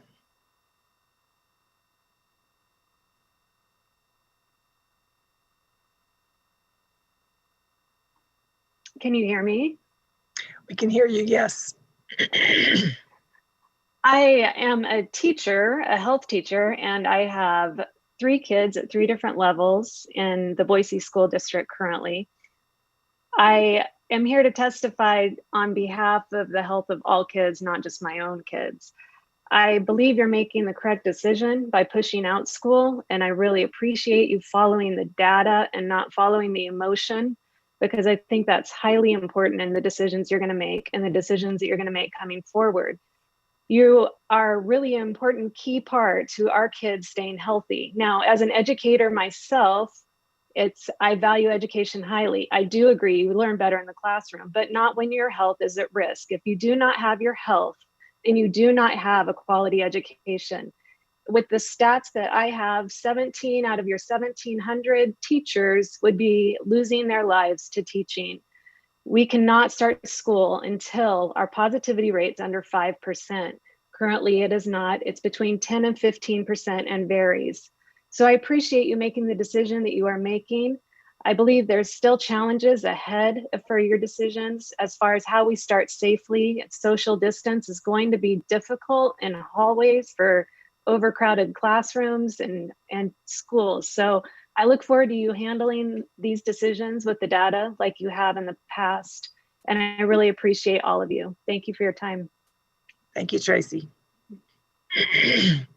Next on the list is Gina Moore-Smith, Becky Johnson, Kyla Grote, and Ajit Rajambandari.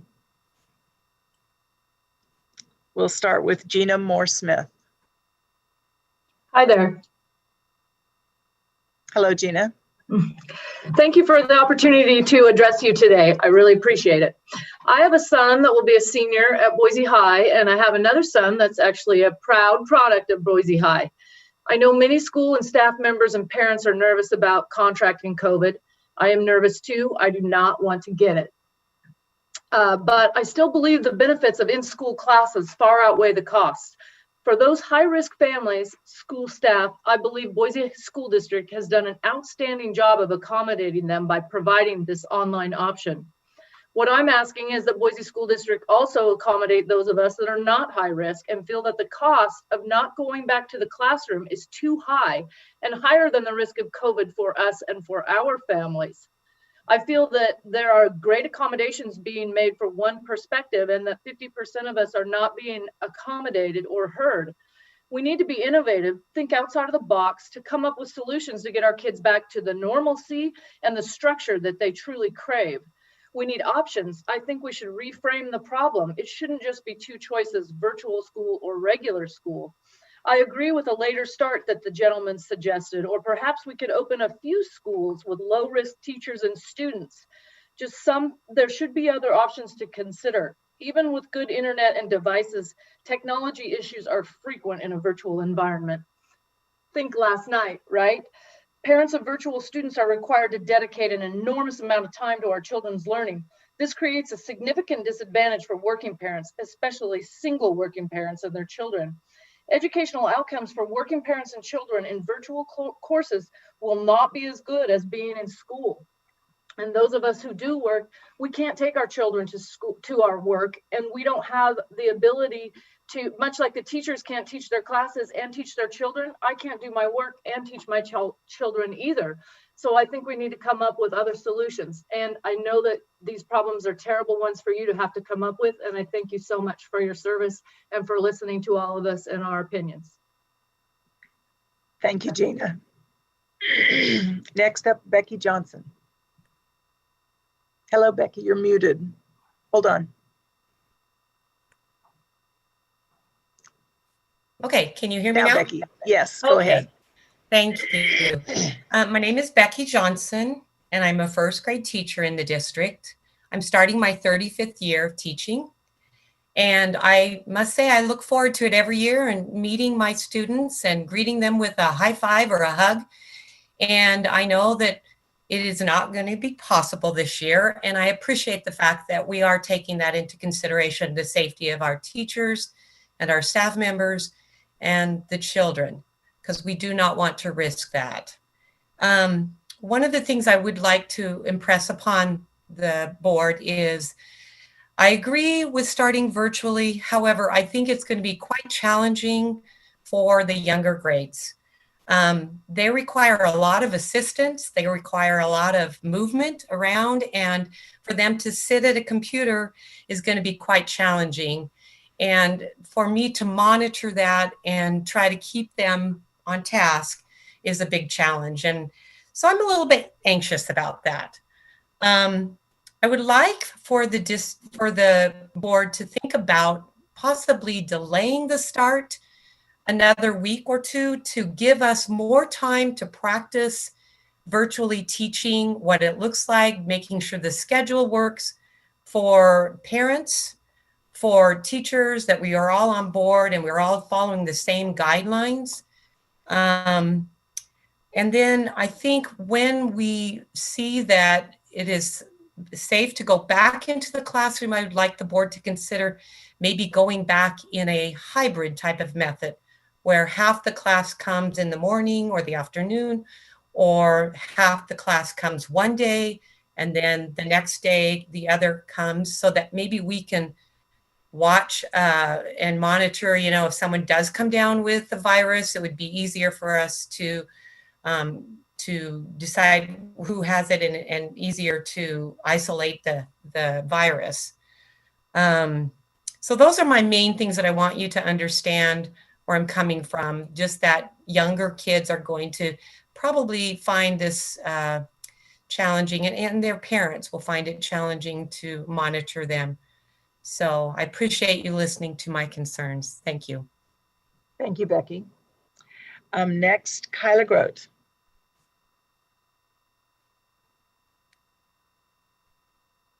Hello, Kyla. Hi, I'm a parent of 3 young children in the school district. I have a kindergartner, a 2nd grader, and a 5th grader.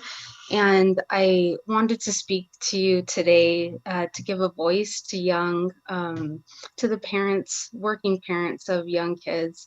When school shut down this spring, as a working mom, I was forced to figure out how to do 2 full-time jobs at once. I had to figure out how to sit next to each. I had to be 3 separate teachers for 3 separate children. And at the same time, I had to also do my own job, and it was impossible. By the 2nd day of trying to do this, no surprise, I threw my hands in the air. I threw the curriculum in the garbage. I put the laptops up in the closet. It just was not possible. And the most important things to me are that my children and my family have financial stability and well-being. And my kids didn't get an education in the spring because I couldn't provide them both. I couldn't continue to bring in income and also be their 3 different teachers. And my kids are suffering from that. And I ask that when you guys make your decision today, that you take into account the situations of working families with young kids, because it's true. It's not like a junior high student, a high school student, or even a middle school student where you can just plop them in front of a computer. The younger kids need so much more attention. They don't have the attention span to sit in front of a computer, and they really need undivided attention from parents or a caregiver. We are not a situation like many families that we can afford childcare for our kids if the schools aren't running in person. So I thank you for considering that. And my kids have had a really awesome experience in the Boise School District. And I look forward to more of that. Please prioritize in-person school for our kids. Thank you, Kyla. Next, we have Ajit, and then we have Gerald Good, Angie Michaels, Sarah Johnson, and Brian Reynolds. Jean. Hi, can you hear me? Yes. Hi. Thank you, school board trustees, having this hearing. We are going through tumultuous time and we have to go through this together. I'm a small business owner and I have a very high pressure job. My wife is also in a very high pressure job. We have two sons who will be going to North Junior High and Boise High. You heard one of the son this earlier. I didn't know he was in this call, but he was. So COVID-19 is a serious contagious disease and we must take it seriously. As of today, more than 158,000 US citizens have died and many are sick with long-term care. Increasingly, children and teens are getting it and are dying from it. Even the low-risk category people are getting sick. We even don't know the recovery period of this disease. What we know is that we have results from other states who have sent their kids to school and who have opened up and they don't look good. Today, Idaho has more than 21,300 cases, confirmed cases of COVID-19. There were 332 new cases yesterday alone, and 200 Idahoans have already perished. When Boise School went online in April, there were a couple hundred cases. So it does not make sense to have an in-person class now when the infection rate is still very high. It defies logic and does not make sense. Safety of all must take precedence. One of my sons is planning to take 5 AP classes, whatnot. Another is taking classes from TVMSC. Some of the AP classes not offered through online classes, and TVMSC only offers in-person classes. So what is the alternative? The alternative is to have virtual class for a whole year, 2020, 2021 year. It's not for this semester and go back to school for the whole year so that it's stable. They learn the technology and it will be stable. Since teachers have to be in class to teach, why not have them teach remotely? Like you guys already talked about this. So this method has been done, not only you're planning to do here, they've been done in most of the schools in all around the world. They've been doing this. So nowadays, many jobs are done remotely, right? So like, for example, right now, banks, insurance, medical consultations are done remotely. We must take advantage of those technologies and to weather the storm. Again, the first and most important thing is safety. Safety of teachers, administrators, custodians, students, and parents. Thank you. Thank you, Ajit, for your testimony. We next hear from Gerald Good.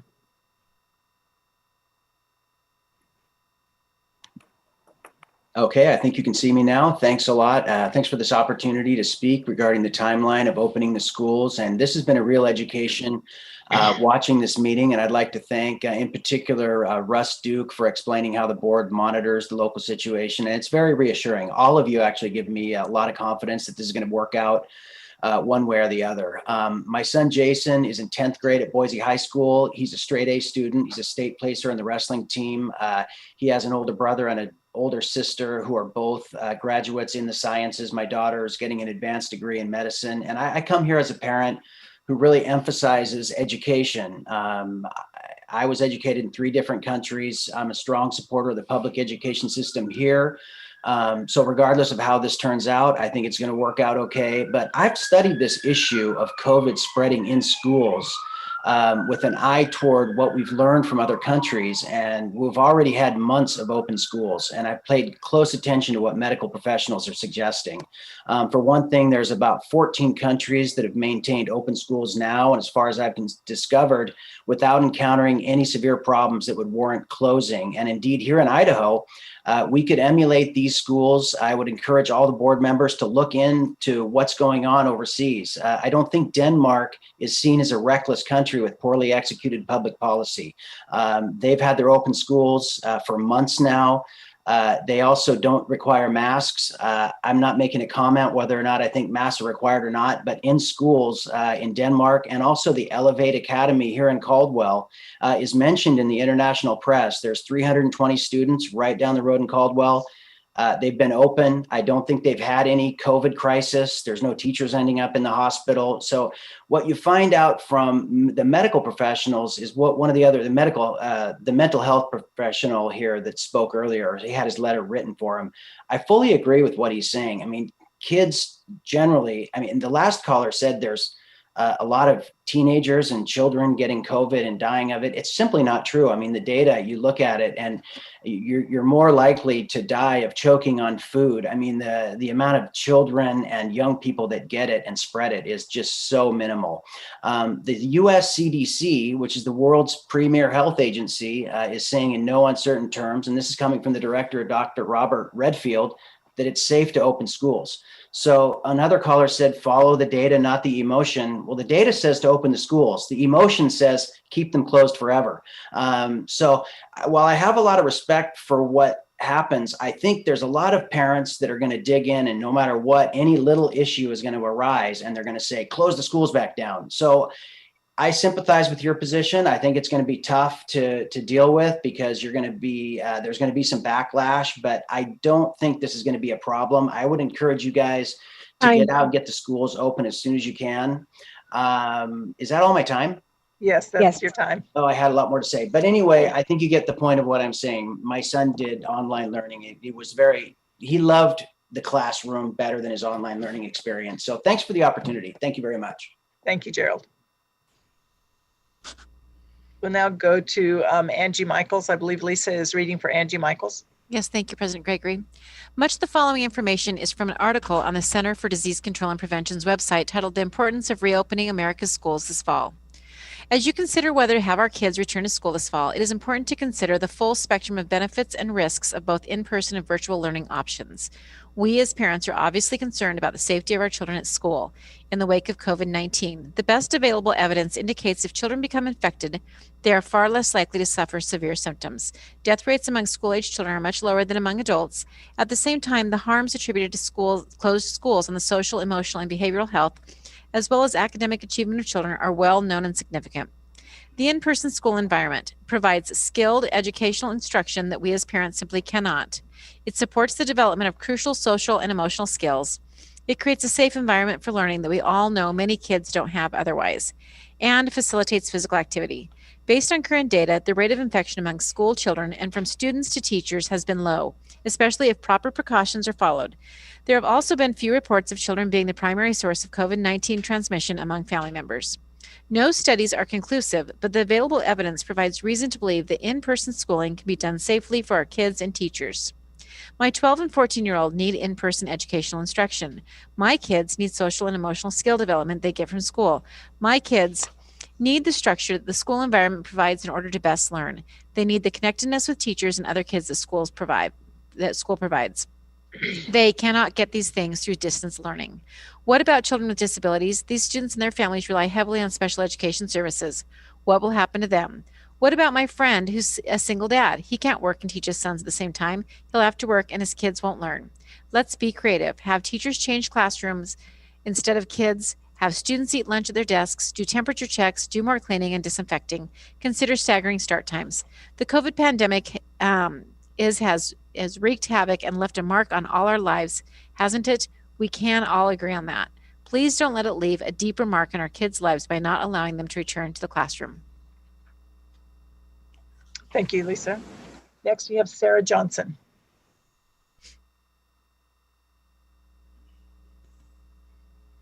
Hello, Sarah. Hold on a minute. We can't hear you. Hold on.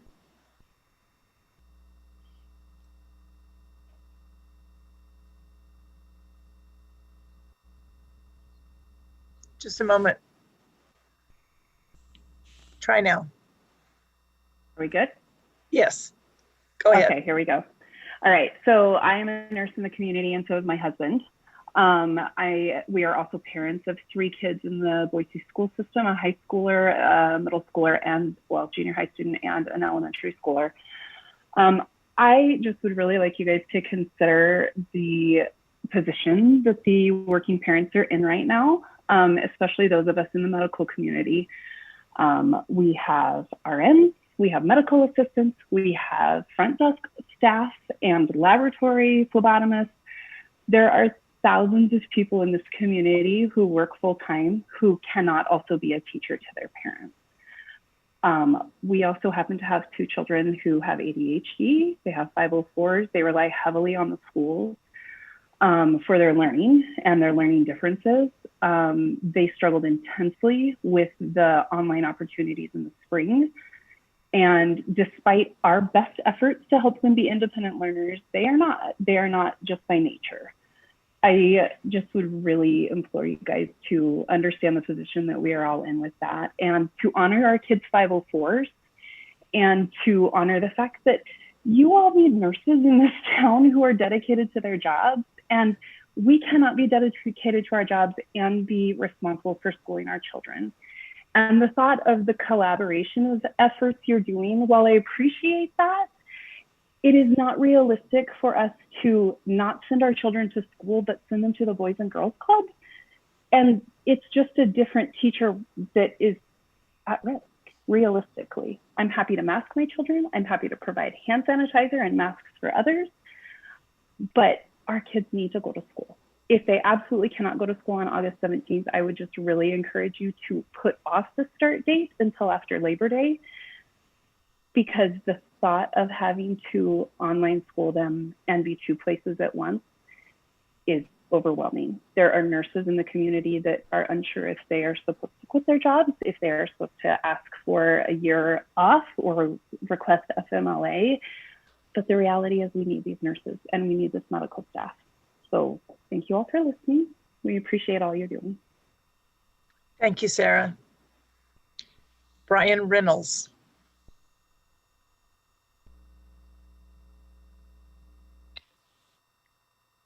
Am I on? You are. Am I on video? No. Oh, how do I do that? Let's see. There should be a button that says start video. Yeah, got it. All right. There you go.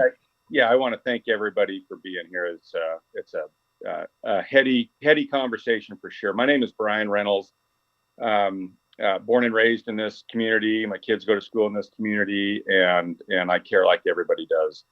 I'm a past certified teacher in the Boise School District in Earth Science. I want to thank Superintendent Dennis and President Gregory for hosting this, and all the trustees. And I want to specifically thank Trustee Oppenheimer for your pointed questions, and Trustee Roan for your concern for the students and the teachers. And I know that you're a good man. Also, Ms. Rich, who was the fourth person to give testimony, I thought she had some great points that ought to be looked at. So my testimony is based on Trustee Oppenheimer's question. I had a follow-up to Mr. Duke. What is the difference between putting our kids in school or putting them in daycare to complete their education virtually?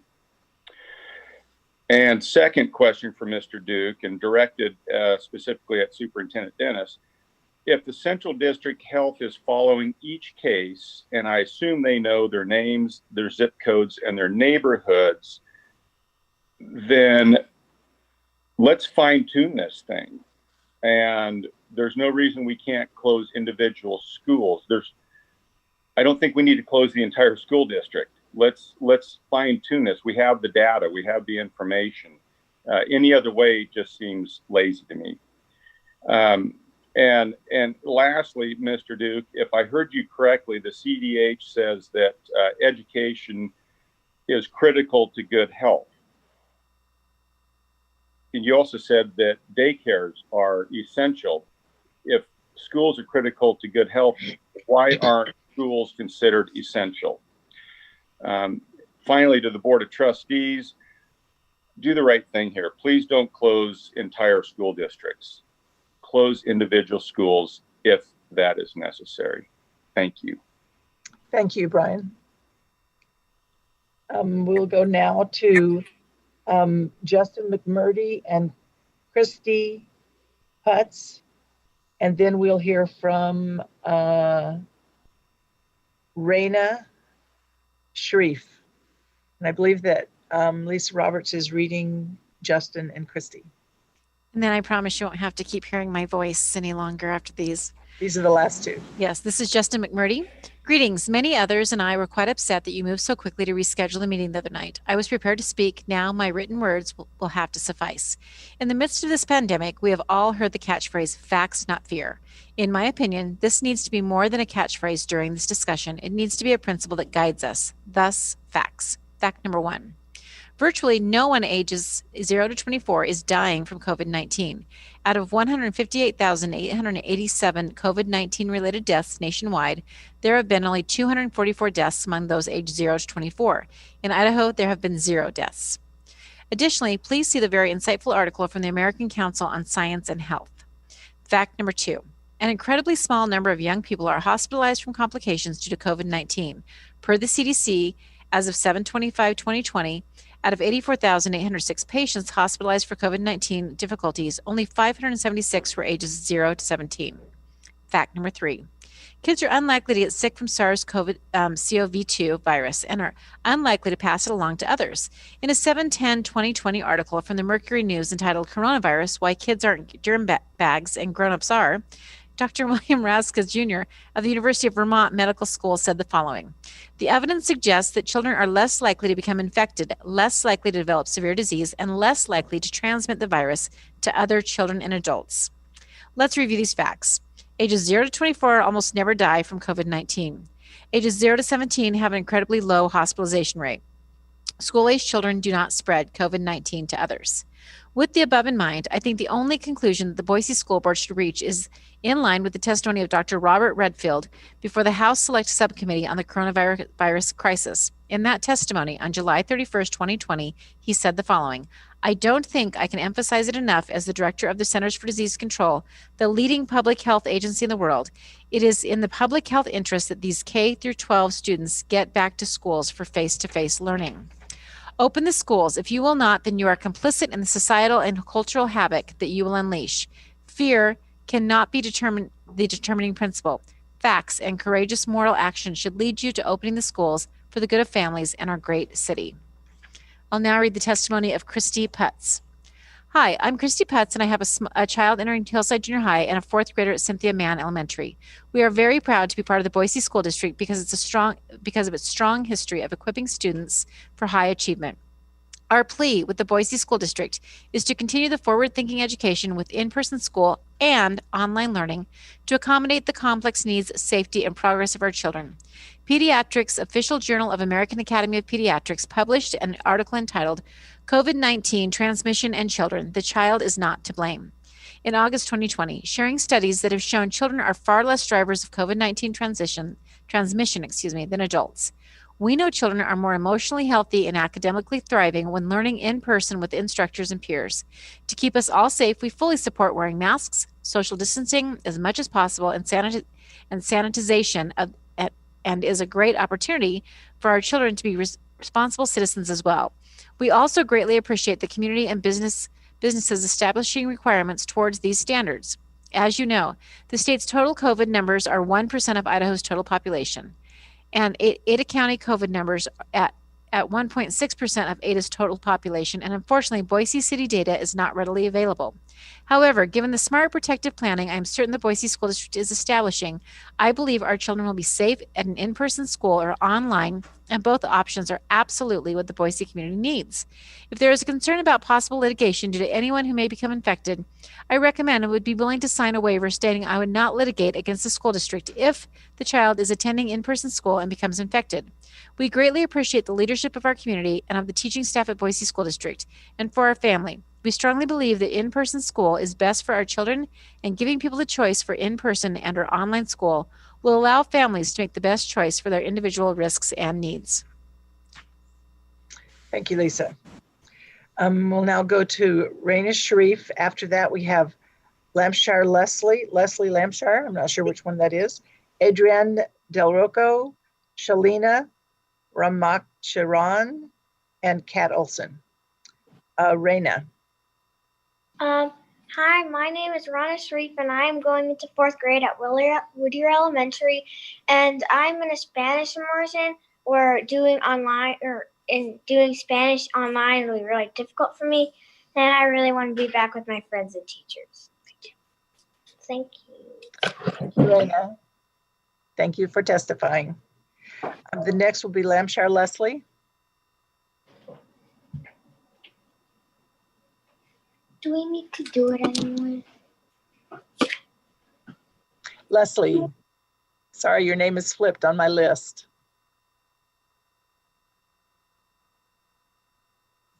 Can you hear me? I can hear you. Your video is not on yet. Okay, I'm still working on that. Oh, there we go. Got it. Hi. There you are. So I'm a mom of 2 young daughters. One that I just recently found out over the, spring break, I guess, if that's what you really want to call it, is autistic with intellectual disabilities and ADHD. She broke her laptop because she got frustrated while she was with her dad at his house. And then my other one is 4 with some type of disabilities. I'm not sure what yet, but she's got testing tomorrow and Thursday. But the online schooling for these 2 is not beneficial due to the fact that they are so young. I do have an autistic child. I also have another disabled daughter. And I also work 2 jobs, and trying to be a teacher and a full-time parent to both of them, plus an 18-month-old that I have to chase around everywhere, is not beneficial for me as a parent or them, because they don't get the attention they need from their teachers. And it is crucial for them to be around their friends and to be able to socialize with other students their own age and not have to worry about if they're going to be able to, like last year, my kid didn't even get to graduate kindergarten before hitting 1st grade because she's hitting 1st grade this year. And that was kind of something she was looking forward to because she did graduate preschool, but she was not able to graduate kindergarten. And now she's going into 1st grade at Liberty, and her little sister's staying at Garfield for preschool, unless her testing comes back that she needs to be in special ed. But either way, having the online schooling for these 2 is not going to be beneficial for them. One, because my autistic kid did break her laptop. I don't know what she did, but I did send it to their dad's house because he had more time on his hands to teach them than I did. And I got it back from his house and it was broke. I don't know what happened to my other daughter's iPad, but half of it's missing. So these 2 are not even a candidate for online schooling at all. So having them back in school would be beneficial, not just for me as a mom, but also for them as children, because they are so young and they do need to be around other peers and their teachers to actually have that visual learning like I had when I was growing up. I never had a laptop or online schooling, none of that. And I grew up in Boise. I went to every Boise school that we had here and still didn't even graduate. Thank you, Leslie, for testifying. Next, Adrienne Del Rocco. Hi, everyone. Just a moment. You're still on mute. There you go. Hello. Okay, there you are. Thank you all for enduring the tremendous pressure and stress that I'm sure you're all under in service of our Boise families in this time of incredible flux and uncertainty. I'm a parent of a 3rd grader at Roosevelt and a former Boise School District teacher at East Junior High with nearly a decade of classroom experience. I want to make the point that we're in this situation due to the lack of action on our national, state, and local levels. And now you guys have to handle it. And I'm sorry that it's gotten to this point and that so many families are affected because we haven't done anything up until now. I was planning on reading you the testimony I gave you all Friday, but it already seems like my words are already out of date. So much has come out in the news in just the last 4 days now. From research showing how young children can carry the virus at higher rates, to super spreader summer camps, to daily warnings from epidemiologists in schools in other states stating that schools are not prepared to open in person safely. Our understanding of COVID continues to change at lightning speed, and I applaud your efforts to start online. However, I am pleading with you to actually commit to online learning for all Boise schools for a full semester, or at minimum the first quarter. keeping teachers and families and their employers in limbo by reevaluating the COVID data every 2 weeks will cause nothing but harm to our children's education, and let alone families' stability. Any school teacher knows that students thrive on a predictable routine. Teachers can observe a drop in student engagement after just a 3-day holiday weekend. And imagine the effects on learning if students and teachers are going to be expected to go from online to in person, possibly every 2 weeks. I want to make the important point that although in-person education without a pandemic is ideal for children's learning, in-person education with a pandemic in the background and constant interruptions going on and offline is actually going to produce low quality education outcomes and high anxiety for everyone involved. Although many say that the healthiest place for children is at school, there are many other ways to feed students, combat child abuse, and offer childcare for our most vulnerable students without opening schools in person full time.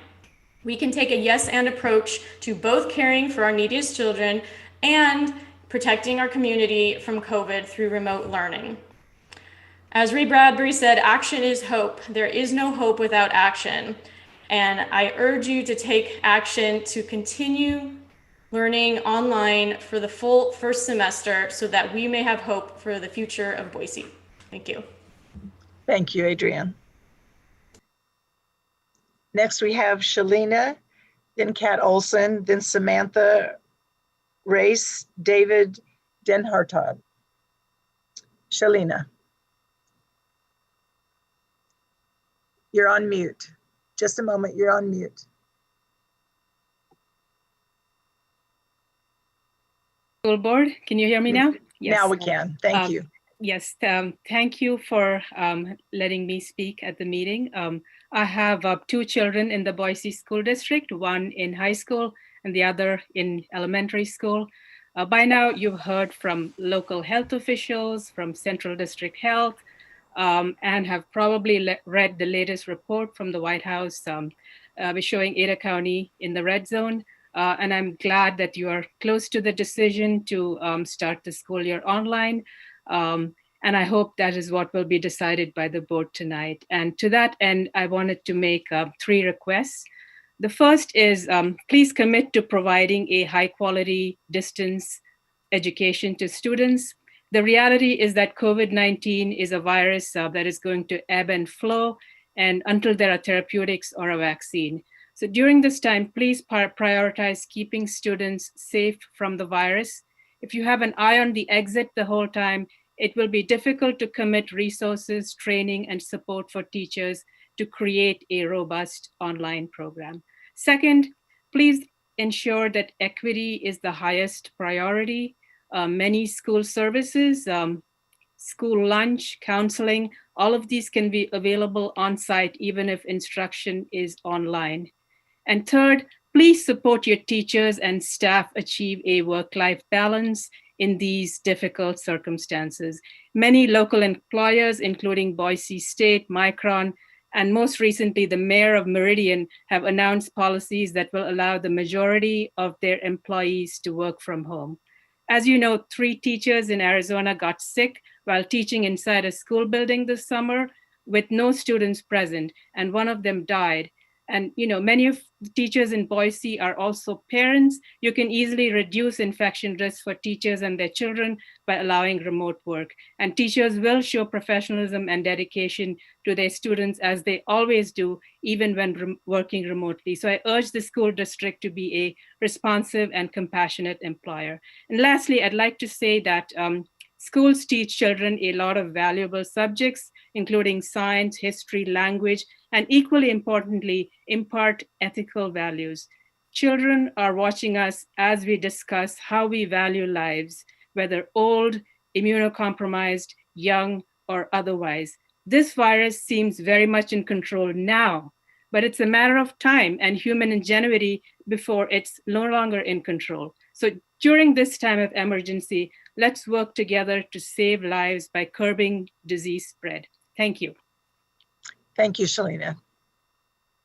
We'll now go to Catherine Olson. Hi, can you hear me? Hello, Catherine, yes. Thank you. Hi, my name is Kat Olson. Until this month, I was an English teacher at Bora High School. I'm speaking today to support a fully virtual fall semester or a delayed reopening. I appreciate that the board members have been saddled with extraordinary responsibility in being asked to consider the economic, political, bureaucratic, medical, and social impacts of your reopening plan. I would caution the board against relying solely on Central District Health to determine when our schools should reopen in person. I would also ask the board to consider the motivations and needs of Central District Health as expressed by Mr. Duke and to compare them to our needs, the need to protect, nurture, and educate our city students. Given the limitations of BSD's current plans, our schools will not be safe until community transmission is close to zero. What I am asking you to consider before you reopen our schools at any point this year is simply whether you are willing to sacrifice lives. Because if schools reopen in person while community spread is still occurring, make no mistake, people will die. I am asking you to make this decision based on one simple principle. If your reopening plan is not sufficiently safe, you will have deaths on your conscience. I too worry not just about the educational needs, but the social and emotional needs of my kids. Many of my students were and are experiencing food insecurity, homelessness, abuse, medical crises, poverty, and discrimination. Imagine how much worse those problems will be when those families and students are exposed to COVID-19.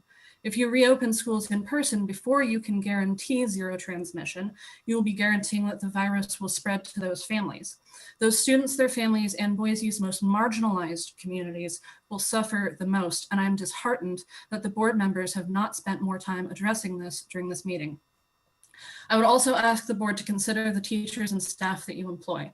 If you reopen schools in person before community spread is eliminated, you will be guaranteeing that some of your teachers and staff will die. Ms. Roberts stated earlier that social distancing and sanitation in our facilities will be possible. As someone who's seen the halls of Bora High during passing periods every day, I can tell you that it is not possible. There is no way to quickly convert our school buildings in an environment where safety for teachers and staff are possible, and it is unfair to place that expectation on our principals. Ms. Roberts stated earlier that we have the best teachers in the state. If you reopen unsafely, you will be saying loud and clear to the best teachers in the state who've devoted their lives to your institution that their lives don't matter. The federal and state governments have unfairly placed this decision in your hands. They have passed the buck back down to you. I am asking you not to keep passing the buck. As you've said, we're in unprecedented times. Instead of trying to placate all sides, I urge you to make your decision based on what you believe to be morally correct. I hope that you do the right thing and vote to delay an in-person reopening of our schools until we can guarantee that. Thank you, Catherine. Next, we have Samantha Roz, David Hertog, Katie Ritchie, and Kelly Kopitic. Samantha. Hi, yes, can you hear me? Yes, your video is not on. There you go. Okay. Hi. All right, I'm a mother of 3 children in the Boise School District. And I just wanted to point out some statistics. The mortality rate that the WHO released today was 0.6%. So if we're going to close schools down for something that is 2.5 percentage points lower in mortality than the flu, then I think we have a real problem on our hands. The coronavirus fatality rate for people under 45 years is almost 0%, and that's according to Stanford doctor at Stanford University's disease prevention. It was the chairman, Dr. Leonidas. There's also a report from the WHO from June 4th showing that the risk of an asymptomatic carrier is very rare with this illness. And as such, I don't think our children can really be considered vectors for disease based on their study. Also, according to the CDC's own website, prior to July 6th, the deaths had been declining for 10 straight weeks. CDC said that it will cease to qualify as an epidemic in the next few weeks. I'm wondering what's happened with that. Most importantly, as a single parent of 3 kids who are all at different levels of their schooling, it's impossible for me to school them at home. I believe government overreach has gone far enough, and we need to allow parents to make this decision for their kids. Teachers that feel like they would be threatened by in-person school should be given the right not to teach if they so choose. However, this decision should be the parents' decision. It shouldn't be government or, you shouldn't have to decide it as the board. So I would urge the board to allow the parents to please make this decision for our kids ourselves, open the schools, and if people aren't comfortable sending their kids, they can keep them home. Thank you. Thank you, Samantha. We'll next hear from David Den Hertog.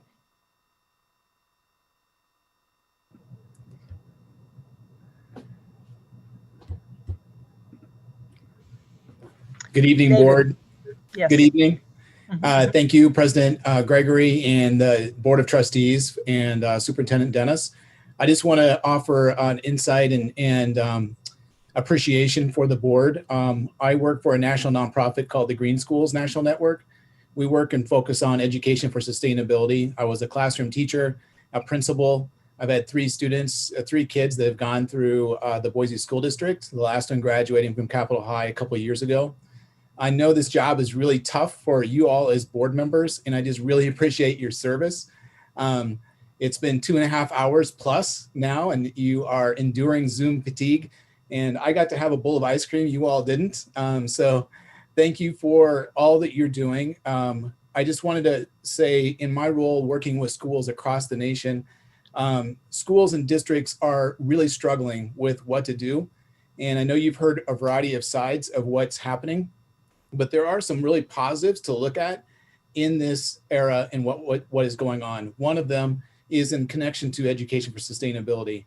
This opportunity that we're now given to push for more education that can happen outside in our natural world and connect students in a way that is not only valuable for them, but decreases the opportunity for transmission, I think is a great opportunity for not only for the Boise School District, but for school districts across the country. The reality is that we'll be increasing ventilation systems and making better air quality for our students in our schools. I know Boise District is working on that. Also decreasing of paper usage, decreasing of energy use. But the big piece that I think needs to continue to be thought about is this whole connection to social emotional that Trustee Oppenheimer brought up, and is just crucial. I worry as both an educator and as a parent of kids that have gone through the system, when we give our teaching and learning over to another organization like K-12 Fuel Ed, instead of our teachers in the Boise School District teaching our kids. The relationships that we need and know that are crucial, and that we are now allowing 4,000 of our students to be taught by other folks, I think is an area that really needs to be closely examined. The other thing I would just offer is that this wasn't talked about, but even if people come back and category 3 goes down to category 2, that the likelihood of us going back to category 3 is pretty high. So what some districts have done, knowing that we do want kids back as much as possible, is to bring students back for a short period of time, but then get them ready to be fully ready for even doing better in a virtual world. And thinking about what Dr. Paquette said earlier, I think is a great way to. Thank you, David. Appreciate your testimony. Katie Ritchie. Thank you for the opportunity to share my thoughts tonight. I am a substitute for the Boise School District and the parent of 4 children in the district's elementary, junior, and senior high schools. I agree with separate statements recently released by the director of the Center for Disease Control and the American Academy of Pediatrics, which strongly advocate that all policy considerations for the coming school year should start with a goal of having students physically present in school. The AAP states, quote, "The importance of in-person learning is well documented, and there is already evidence of the negative impacts on children because of school closures in the spring," end quote. It is my belief that the educational and social impact of continued school closures will be visited more severely on our low-income children, our ELL students, and those with learning disabilities. I am thinking of the impact on all of our schools with an emphasis on our district's Title I schools. Virtual learning is simply not a good or fruitful option for so many of these families and kids. In the spring, we saw how children struggled with online learning. We saw how working parents had to be absent from virtual learning due to work schedules, and we saw many kids struggle alone. I know the district says that this fall will be different and the online curriculum will be more rigorous, which is wonderful and appreciated, but the parents will still be at work. The learning disabilities will still be present. The financial and emotional insecurities have not gone away. If anything, they may now be magnified. The lack of a kind and loving teacher or school counselor putting physical eyes on a physical child each day will be sorely missed. Despite how they may be categorized by government policies, schools are essential. They are more than places of learning, though the importance of that role cannot be overstated. They are tied to the threads of a functioning and successful community. The AAP also states, quote, "No single action or set of actions will completely eliminate the risk of transmission, but implementation of several coordinated interventions can greatly reduce the risk," end quote. The Boise School District has shared plans for these coordinated interventions. I applaud their efforts. I want our teachers and staff to feel safe. As a parent, I will support and respect the district guidelines, and my children will wear masks to school. Our elementary school parent group has also pledged support and funds to assist where needed. I will continue to substitute at the school, opening up my availability to better help the teachers and staff should they or a loved one become sick. I appreciate the district providing an online option for parents who are uncomfortable with sending their kids back to school. Those efforts are important. However, policies to mitigate the spread of COVID-19 within schools must be balanced with the whole health of a child and the known harms to children. Thank you. Thank you, Katie. Appreciate your testimony. We'll now go to Kelly Kolpitic, Joel Hickman, Jenny Lingle, and Jamie Richmond. And we just have about 7 more to go, board members. So we'll go to Kelly. Hello, I'm Kelly. Hello, Kelly. How are you? I just want to thank you, President Gregory and trustees and superintendent.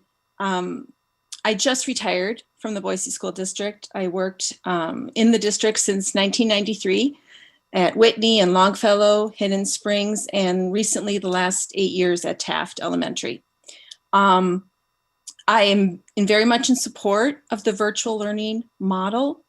I jotted down 8 different people that I thought had really good points about extending that virtual model to a longer period of time.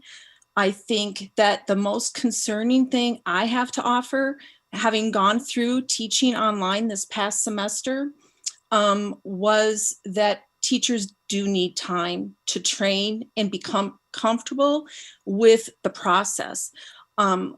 When I just retired May 22nd. So when it happened, there was this rush to quickly try to adjust everything that we were doing to an online format. So I think a lot of what people are suffering from is that post-traumatic stress of what that looked like. And I'm very confident that the school district, the administration has prepared teachers to be have a more structured classroom face-to-face like format. My concern is that there is still a tremendous amount of anxiety with teachers. I'm speaking for myself. I'm not speaking on behalf of the union or any other teachers, but I can say that it is extremely scary that I would be expected to be a pseudo healthcare professional. I'm already teaching a variety of situations in my classroom, as was mentioned by the many people that have talked about the concerns they have for their individual children. Those children are in my classroom. And I have 22 of them, and I just recently taught second grade for your reference point. And so I completely understand what they're saying, but now I'm supposed to be a healthcare worker. So I sat down and looked at the CDC recommendations, and I just looked at one thing, hand washing. I thought, well, what would this actually look like? Because I'm trying to help my colleagues figure this out because I'm so worried for them. And if I have 20 students and it's approximately 20 seconds, and I have to monitor that according to the CDC, you should be monitoring whether the kids wash. It will take 7 minutes. So during that 7 minutes, I do have to, somebody's texting me, way to go. It's a teacher. I have to monitor that they're washing correctly. Fine. Thank you, Kelly. Your time is up. We appreciate your testimony. We'll go to Joey Hickman.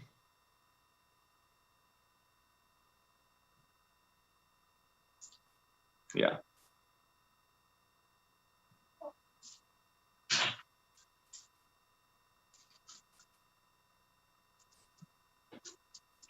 There you go, Joey.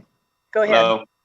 Hi, sorry, I just lost my document that I had all written for you guys. So real quick, just kind of, echoing what some others are saying is that, I feel that since the beginning of the coronavirus, all the kids have just have had to take a back seat, and all their interests and needs have just been mute. And we're still kind of in the same situation where, last year they said remote learning, there was a lot of unknowns, and everybody was really scared, including ourselves. And since that point, nothing has changed. The school district has made 0 attempts, to my knowledge, to do anything other than pander and continue to just placate us all that, school's going to be back in session. And then, we hear tonight that it's, already sounds like the decision's been made that there will be no school until we get below a category 2. Well, how do we know that we're going to be to a category 2 spread level in 2 weeks, in 2 months, in 2 years? Nobody knows that. So at some point we have to assess the risk. And I believe that as parents that, we should be given the choice, not the school district, but the parents. And if that's not the case, then where's our tax money going to come from? Or why can't we get our tax money back so that we can try to go and attempt to, provide our children with some type of a decent education? We're a young family. My wife's a nurse. I own a small mechanical business in town. So we don't have the ability to, teach or, work from home or help teach our kids during the day, because my wife works nights, I work all day. And to us, the online school is impossible, as such, because, our son suffers from ADHD. So getting him to pay attention in a classroom is a good day. And at home would be, it just wouldn't happen because we wouldn't be here to be able to help him with it. And last year, I heard a lot of talk from the board tonight that, you guys would be trying to help out with, places that we can send our children. Well, where was that help last year? It wasn't there. And then again, we continue that, the YMCA, well, we can pay the YMCA. I can also go pay a private school to teach our children. Like, this is what our tax money goes towards, is paying your guys' salaries and making sure that you guys are prepared for things. And I understand that this is something that nobody's ever faced, for sure. But the federal government has allocated $50 billion to the Idaho school. And what are we doing with it? From what I can tell, nothing other than creating a, placebo online that, for elementary kids. And so, like I said, I really hope you guys can Thank you, Joey. Appreciate your testimony here. We'll now go to Jenny Lingle.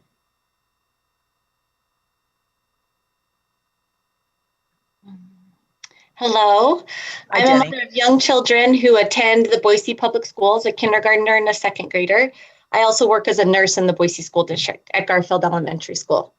I want to say thank you to all of the people who've been working around the clock to find the best possible solutions during this time. I know you've been criticized from every side. You're only human, and none of you have a magic wand to make this magically go away or a crystal ball to see which decisions will work out best in the future. Thank you for creating an online education system that is ready to serve the families in our community on August 17th. Today, I want to speak to the situation of families who cannot choose that online option for their kids because the adults have to work, or the community needs those adults to work because they perform an essential function, or their child needs in-person instruction due to special needs. These children have to go somewhere on August 17th. The Boise School District is the most qualified, prepared place to serve the children in our community, particularly children in grades K through 6. What other institution in our community has been preparing for the past 5 months to educate children, feed children, and care for their emotional needs? What other institution has bachelor, master, and doctoral educated teachers ready to teach children and help children who've fallen behind catch up?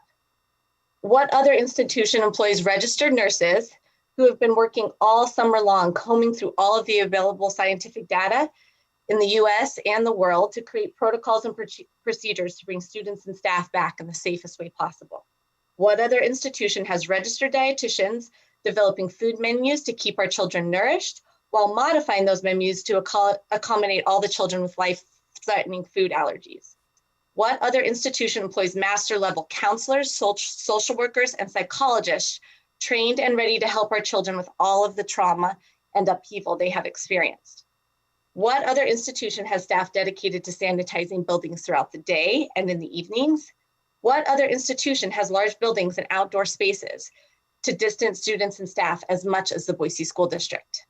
If schools do not open for in-person instruction on August 17th, elementary age schools will be forced into overcrowded daycares that are underprepared and underqualified to educate, feed, and deal with our children's emotional needs. If parents cannot afford daycare, and to be clear, daycare is over $1,000 a month for 2 children. And that's JFK, that's just your standard run-of-the-mill daycare. So if they cannot afford that, grandparents and other family members will be tasked with children's education and well-being while being in a high-risk category for COVID-19 themselves. Even worse, for families that cannot afford the high cost of daycare and do not have family support in town, children will be left alone or left in precarious situations while their parents have to go to work. I know there is no perfect solution in this situation. Every scenario has potential risks.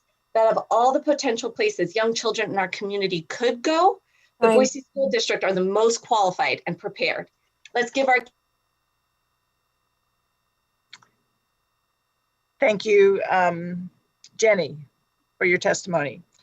We'll now go to Jamie Richmond and then Veronica, then Caden Reimer, and we'll end with Rosa McKee, Mickey, Mary Rosenberg, and Ike Stafford.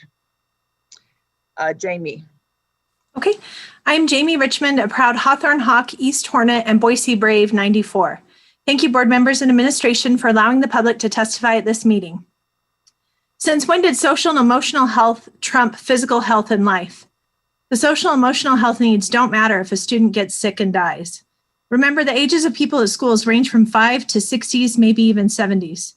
I'd rather have my daughter struggle and grow with virtual classes and be alive and healthy than go to school and get sick and be in pain and suffer for months and have possible lifelong issues induced by COVID or worse, die. Some of you mentioned your kids who are BSD students. I'd like to know how many of them were infected with COVID-19 at a Boise school prior to schools closing last spring. I had 2, and we let the district know of the girl's COVID infection. My 2 daughters, a 14-year-old senior at Boise High and a 12-year-old 9th grader at River Glen, and they both attend TVMSC. They were infected with COVID before schools closed. The first symptoms occurred on March 2nd. They were incredibly sick: sore throat, cough, vomiting, diarrhea, headache, loss of smell, cognitive issues, problems concentrating, COVID toes, unable to walk, red, bloodshot eyes, flushed arms, immense fatigue, and they are still suffering from COVID manifestations, and we are $5,900 into their medical costs out of pocket. 2 ER visits and 8 doctor visits and CT scans, and they have been a pincushion and continue to be poked and tested because their blood work is showing markers of long-term immune issues due to their COVID infection. They also passed COVID to their father, never had a fever, not once. Maybe now you can understand why I'm really disgusted at the recommendation to start schools in person anytime during a pandemic. It isn't worth any teacher, student, or staff getting sick or dying when Boise schools can have a virtual learning experience. Don't let any other student or staff member go through what my girls did just because they went to school. Trustee Rome, my daughter is also a Boise Brave senior this year, and I'm sorry your Brave struggled with the virtual format, but I'm sure glad he's alive today and wasn't infected with COVID at school like my daughter.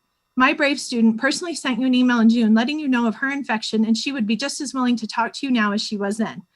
Both of my girls are fearful, and I'm not joking here, that they will lose some of their Brave, Grizzly, and TVMSC classmates, staff, and teachers to COVID if you open the school before the pandemic ends. Please immediately remove what I read on the Boise School District site today under elementary / emergencies.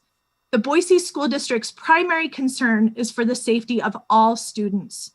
No one will ever be able to convince me that one life is worth being lost so that schools can open. Not a staff member, not a student, not a teacher. Thank you, Jamie. Is Veronica there with you, ready to go? She's in a separate room now. Okay. She should be on. Veronica, you're next.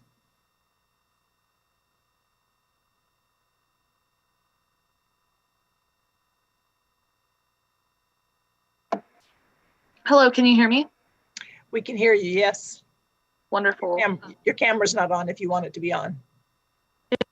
Letting me turn on my camera. It only has audio settings on here.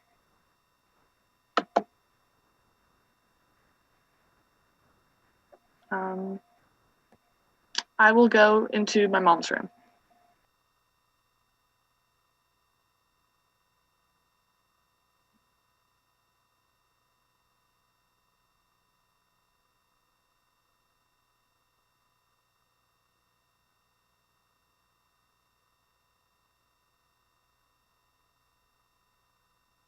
Okay, Veronica, now you're on mute. One more try. Let's, just a moment. Okay, go. There you go. Can you hear me now? Yes. Wonderful. My name is Veronica Richmond, and I will be a senior in the fall. Thank you, board members and administration, for allowing me to testify from the safety of my home. We are hosting this meeting online. Why? Safety, and out of courtesy for these parents and the members of the board. Why can't this same courtesy be extended to these same parents, as well as students, teachers, families, and all of the communities that would be exposed if school reopened? Yes, it would be nice for me to have my senior year in person. Yes, it would be nice if everything was normal. And yes, it would be nice to keep almost everything the same except have tape on the floor and a couple extra bottles of hand sanitizer. Unfortunately, this is the real world. Reopening schools is a lazy and comfortable choice for those making the decision, but will lead to immense pain, suffering, and loss of life for everyone else in the community. You may be thinking that she's over-exaggerating or it won't happen to me, and you would be wrong. The Greek phrase pandemos means all people, and the pandemic affects all people. Nobody is immune. Students get it and spread it. The science supports staying home. How do I know? My sister and I were both infected with COVID during March, while school was open, and we spread it to our father, who's in a more vulnerable demographic. So for all of the people who've stated tonight that students don't get infected and don't spread it, I am evidence. And if you do not believe the face on my screen, you shouldn't be making this decision. And legally, it isn't our fault when we infect others once school reopens. According to Section 512 of Title 33 in Idaho statute, the Board of Trustees is legally responsible to close school on order of the State Board of Health and Welfare or local health authorities in order to protect students. I mention this because the board has been uncharacteristically oblivious and naive, blundering through this as if they aren't at fault, but they are in fact legally responsible. The trustees are, as Brian Ames told Idaho Ed News, on the hook to maintain a safe environment for students. And sending your kids to school during a pandemic can be a death sentence. I would like to end my testimony with 3 fundamental truths. Number 1, people will die because of in-person school. I hate to be the harbinger of this truth, but it is the reality. Whether it's students, teachers, staff, faculty, community members, friends, healthcare workers, or family members, lives will be lost.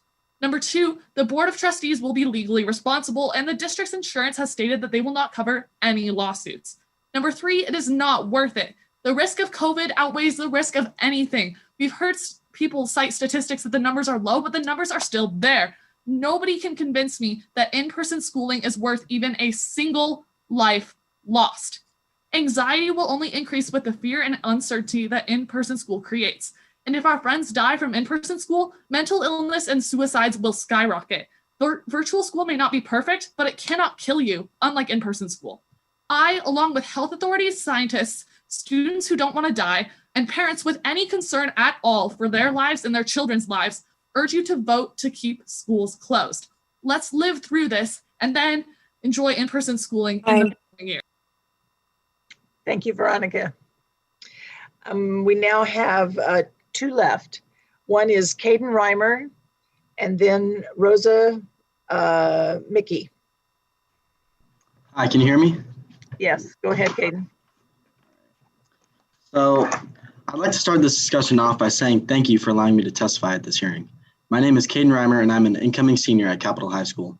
A major worry for the school district is liability for the students. If a student were to catch COVID-19 and potentially pass away from this virus, the school district would not want to be liable for this. However, by having the option by parents for online school, this can be easily avoided by having the parents sign an extra liability waiver if they wish to send their children back to school. Another major issue in this year is the amount of substitute teachers that are on the staff. The people who substitute are mainly the elderly who substitute because they love teaching and love the students that they teach. With that being said, some teachers may not want to return to school. These teachers should have the option to sign up for a substitute position. The main question in returning to school is how do we prevent an outbreak? With that question in mind, I don't believe we can prevent every single kid from not getting COVID-19. However, the long-term effects of not going to school outweighs the short-term effects of kids going online. As a student, I witnessed firsthand the lack of motivation that every student has for doing online work. And with family members who are teachers, I know that online work is much more work for teachers than in-class work. And if you will indulge me for a minute, I'd like to speak on some of the selfish reasons I have for wanting to return to school. As a student athlete, with no school in turn means no sports. With no sports means I don't have the opportunity for scholarships. I may or may not get to go play at college or get the money for playing, but I'd like the opportunity and not look back at myself when I'm 40 or 50 and be like, what if COVID did not happen? But it did. And if there's one thing that this pandemic has taught us is that we need to be adaptable. We need the ability to change and cooperate based on our surroundings and what is going on. Every adult has something that they'd like to look back on and say, maybe I could have done this differently. Maybe I could have changed this decision. Well, that choice is being taken away from us during this discussion. We don't get to choose. What we want, these choices are made for us. But we put the trust in the school board to make those decisions. Many of these lessons were learned from going to school. The ability to social and think for ourselves and be problem solvers all started when I first started learning and going to school. The effects of going online just this one year, just this one, will be felt for generations to come. I took government and economics through Fuel Ed online this summer, and just like Shiva, I could Google the questions and the entire test with the answers would pop up. I spent at most 20 minutes 3 out of the 5 days out of the week. I don't remember one thing that I learned this summer. However, I'll gladly take the straight A's that I got. As a student, we are the future. My parents always tell me that going to school is my only job, and essentially they are correct. I need to show up on time and do good at my job to be paid with a diploma at the end. Just like nurses and paramedics and firefighters are all essential, being a student and going to school is essential as well. All I ask is that we don't think about the now. If we were to go online and the winter rolls around and the weather limits us to not going outside and getting a break, and we won't be able to leave our homes, not even go in our backyard. The mental strain that has been put out on my family's relationship is astronomical. Being around your family 24/7 is a Thank you, Caden. Appreciate your testimony. I will now go to Mary Rostenberg, who I believe is on the call. Go ahead, Mary. President Gregory. Hello, can you? Go ahead. Yes, go ahead. Let's try again, Mary. I think the wrong person has been unmuted. This is Rosa Mickey. Oh, thank you, Rosa Mickey. I'm sorry. Yes, go ahead. I had the name wrong. No problem. No problem at all. So good evening, board. Thank you, President Nancy Gregory and Superintendent Kobe Dennis. Thank you for your dedication and giving the public the courtesy of testifying. So I am a parent and I teach 5th and 6th grade orchestra at 3 elementary schools in the BSD. I am proud and fortunate to work in the Boise School District. Unfortunately, COVID-19 has impacted my family and I felt it necessary to speak. George contracted COVID-19 exactly 3.5 years ago. George is a 43-year-old hardworking and he's a dedicated father to our 3-year-old daughter. We were and committed to be diligent on preventative measures, but this is a very sticky and ruthless virus. George has been debilitated for 3.5 weeks. He hasn't been able to work. His most recent CT scan revealed large concentrations of the virus appearing in his lungs. He has blacked out due to extreme coughing. George is being monitored from home as St. Alphonsus Boise did not have an additional bed for him. Gratefully, our daughter and I have been quarantined at my family's home for 22 days, and we show no symptoms. I do not want anyone to have to endure the same battle he is currently fighting alone. COVID-19 impacts everyone differently, and it needs to be taken seriously. Children can spread the virus as evidence supports. I worry about teachers contracting the virus and being debilitated for an extended period like George. I am asking the public who want to resume in person to not treat teachers and our children like we are expendable. I ask that teachers will not be expected to return to in-person instruction until we have adequate training and accommodations for distancing procedures and safe plans for lockdown drills during this pandemic. And yes, our Boise teachers are incredible. They're amazing. Some recognized at the national level for excellence in education and music education. We are more than qualified to teach with the same quality and passion online than we are in the classroom. I'm pleading for you to commit to online learning for all schools for a full semester, or at minimum the first quarter of school, where teachers with children have the option of working from home to secure the health, safety, and budget of our family. Thank you for consideration. Thank you very much. Thank you, Rosa, for being on the call. We do have one last caller, Ike Stafford.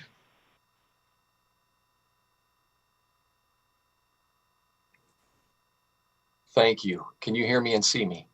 I can hear you, but not see you. If the administrator would allow me to be seen, I would appreciate that. Yes. There we go. Thank you. Thank you. President Gregory, trustees, Superintendent Dennis, thank you all for your service and for your patient deliberation on this most difficult topic. Thank you also, in particular, Trustee Oppenheimer, for your pointed questions to address issues surrounding those who are, for lack of a better term, some of our underprivileged students. And also, before I share with you my one point that I'd like to make, I'm terribly sorry to hear the stories of those of you who have struggled personally with COVID-19, and those of you who had losses. I'm deeply sorry for your experiences, and thank you for sharing them. I have several children in the Boise School District, in elementary school and in junior high. I just want to make one point. Most of my points have been iterated very well by others tonight. One point is that the desire or the objective to have virtual school is aimed to protect a segment of society that is particularly vulnerable to COVID-19 complications and also death, which is really serious and very, very important. But I think we also have to concede that if we do online or virtual school, that we are also exposing a different vulnerable population to a different set of dangers. And let me just speak briefly about those. I feel they're very uncomfortable, but I think I need to share. For example, what about our young people who are being physically abused, or those who are being sexually abused, or those who are neglected, those who are developing mental illness, those who are considering the worst of all alternatives, even suicide. The good people of our Boise School District are usually our first responders to those children. Obviously, if we're in virtual school, then their ability to help these children get the resources they need to be protected and get on the way to healing, it's going to be very, very limited. So which segment of which vulnerable population should the Boise School District be aiming to protect? And I know it's not possible. I would love it if the board members could all, the trustees could all take a ride and through some of our neighborhoods where these sad occurrences are more regular and get a feel for what decision should be best. And finally, I just want to say thank you again for your consideration. I make one point and I recognize there are so many points to be made, And I support your decisions, and we are praying for you. And thank you again for your goodness and your consideration. Thank you, Ike. And that concludes those who have signed up to testify. We appreciate the diligence of our patrons for staying on with us and our board members as well. And at this point, we are going to give our board members a chance to have a 5-minute break. They've been in their seats since probably about 6:10. And so 5 minutes and we will be back.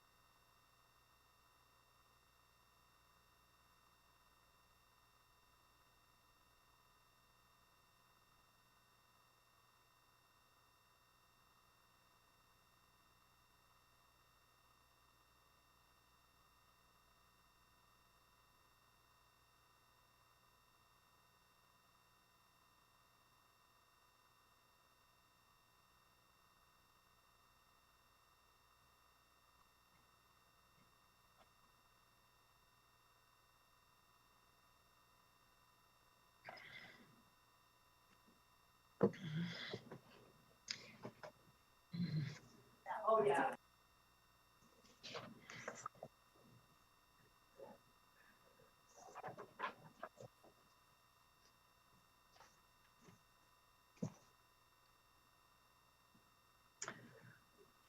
How are we all doing?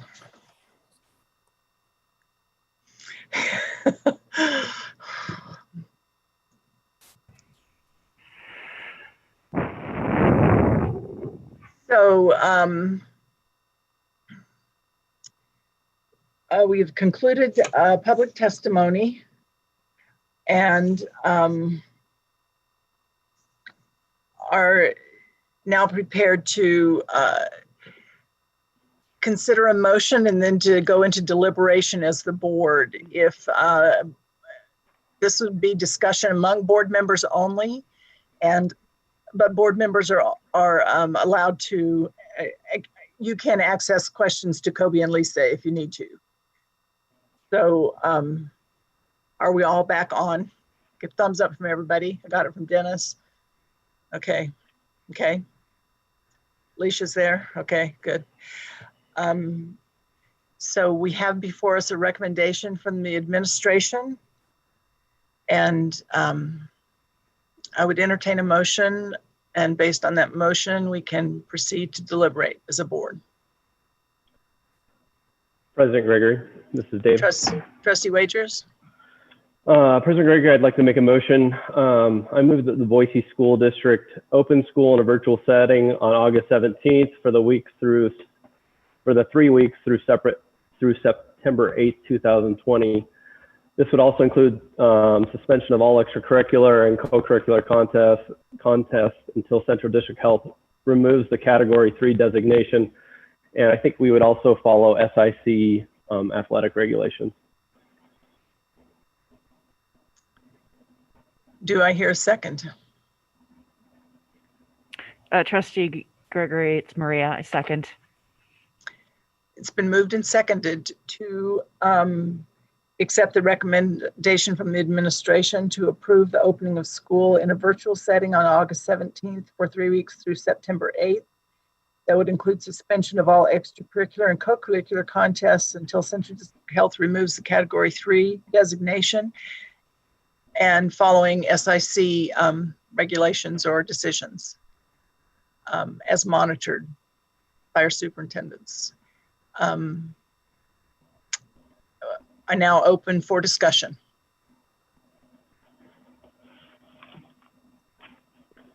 Trustee Oppenheimer. Thank you. This is Beth. First, I want to sincerely thank everyone who has submitted comments. We had over 800 comments, and everyone who signed up to testify today. And we all know that this is a very complicated situation, and we are all learning as a community. And as a working parent of a student in the district and a community member, I want nothing more than our students in the district and to go back to school for in-person learning. I also understand the impact that virtual learning and online learning has on working parents or children with special needs and a variety of different very difficult situations. You know, I always look through the lens of, and someone was on tonight testifying, I always look through the lens of the single mom who is a nurse of a first grader, and childcare is a real issue. And without public support to support those parents to access childcare is real. I also look through the lens of families with children with special needs and the social and emotional development of our children, and the mental health of our children is really critical to their success. You know, we know that domestic violence is up and child abuse is up, and our kids need to be in a school to be in safe and healthy environment. And for many of our kids, the only opportunity for them to get a meal is in our schools. And I do want to give a shout out to our Boise School District. who has been able to offer meals to our families who need it during this time. I also look through the lens of our teachers, who I know so many of our teachers want to get back to their kids. I have a neighbor who is a second grade teacher, and I talked to her the other day and I said, "How are you feeling?" And she said she is scared to death. But she also knows that she wants to get back to her kids. And she's worried for her safety, but at the same time, she's really worried about some of the kids and the families in her class.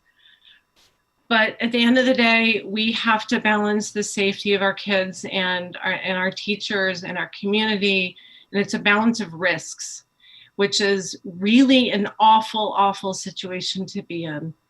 As a community, you know, we had all summer to get these numbers down and to get these numbers into a safe place that we could offer online learning or in-person learning and get our kids back into school. But unfortunately, as a community, we were not able to do this. And I will say that I am begging our community, I'm begging our parents, our businesses, our community members to do the hard work right now to get these numbers under control so that we can open our schools in person, because I want nothing more, right? I always reference Jim Everett, who was the previous director of the YMCA, and he would say, let's line up 10 kids, right? Let's line up 10 kids and you choose which kid doesn't make it. And I don't want to be the person to do that. I don't want to be in this situation where I choose which kid gets infected and which kid might not make it because they're infected. This is a very, very difficult situation, and it's very complex, and I get it.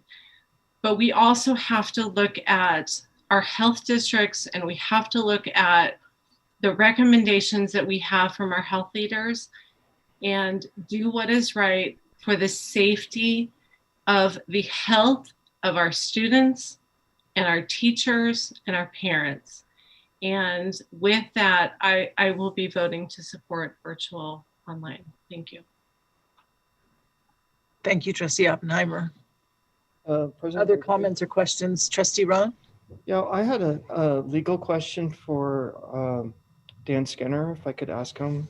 I'm just from a legal perspective, we heard some testimony tonight, and it's a question I've asked. If you had a scenario where, you know, you may have a teacher who may have forgotten to put a mask on or didn't wipe down a table, and a child or student was infected, and then went home and infected the one of the parents, and God forbid something, you know, terrible happened to one of those parents. Who would the district be legally liable in that situation? Dan? Yes, President Gregory, Trustee Roan, can I be heard? Am I being? Yes, you can be heard. Trustee Roan, the short answer to that is yes, the Boise School District or any other school in Idaho could be held liable. Just to kind of take you through a brief walk of the law on that. You know, Idaho Code gives us an affirmative duty to protect the health of our students. We also have an affirmative duty under 33.512 to exclude from school pupils who have contagions, and also to follow orders of Central District Health.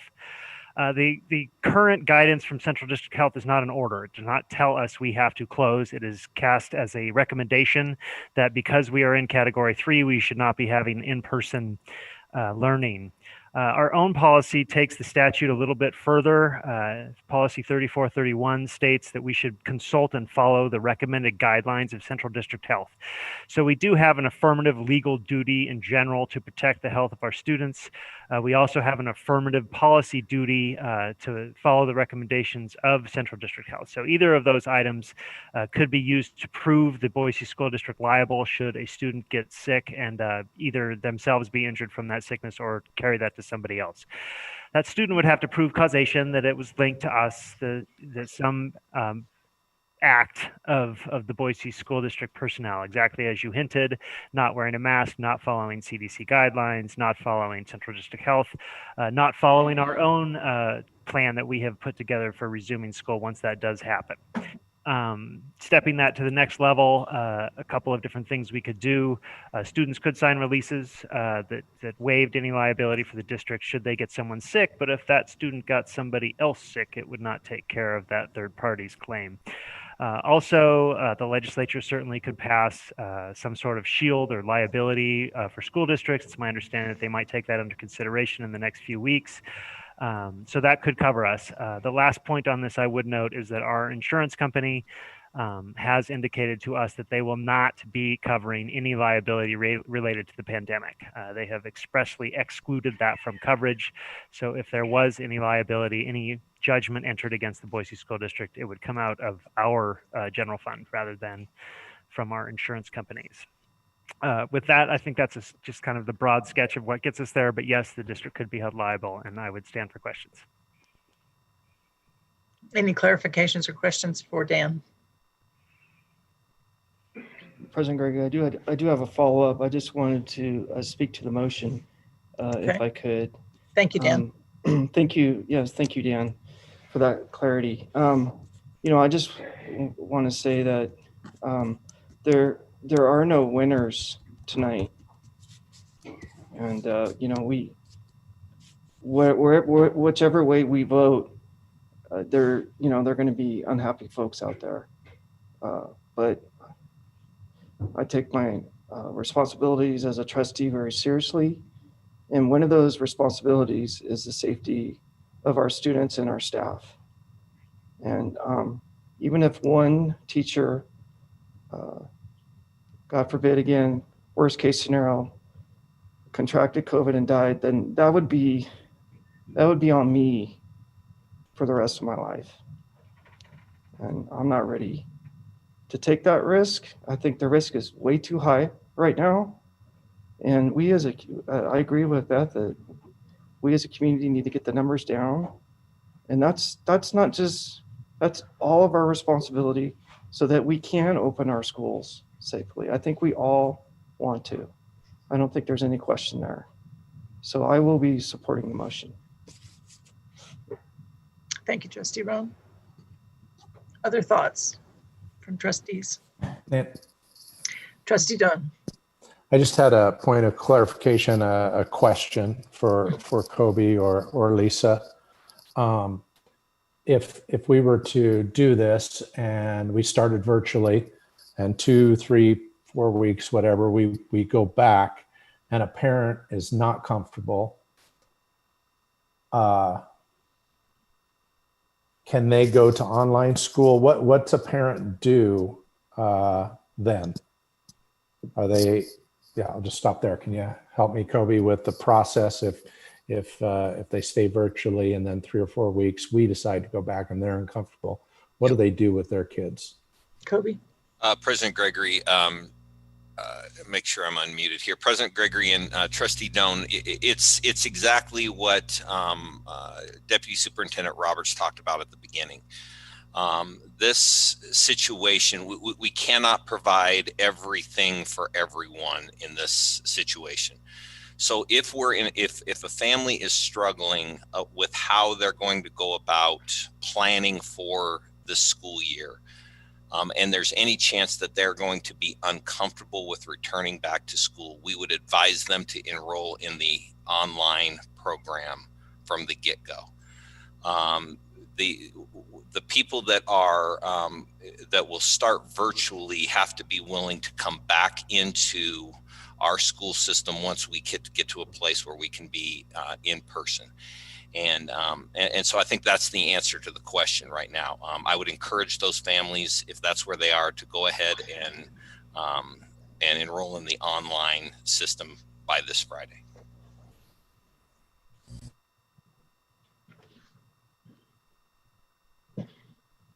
Other thoughts? President Gregory, this is Dave. Go ahead, Dave. It's the impossible choice, but we have to make a choice. I value our teachers, I value our students, I value our community. There's no answer that will make everyone happy. But the value of in-person education for our kids, it will affect them mentally, it'll affect families physically if we don't allow that to happen as a choice in the future. Now is not the time to do that with our current spread rate.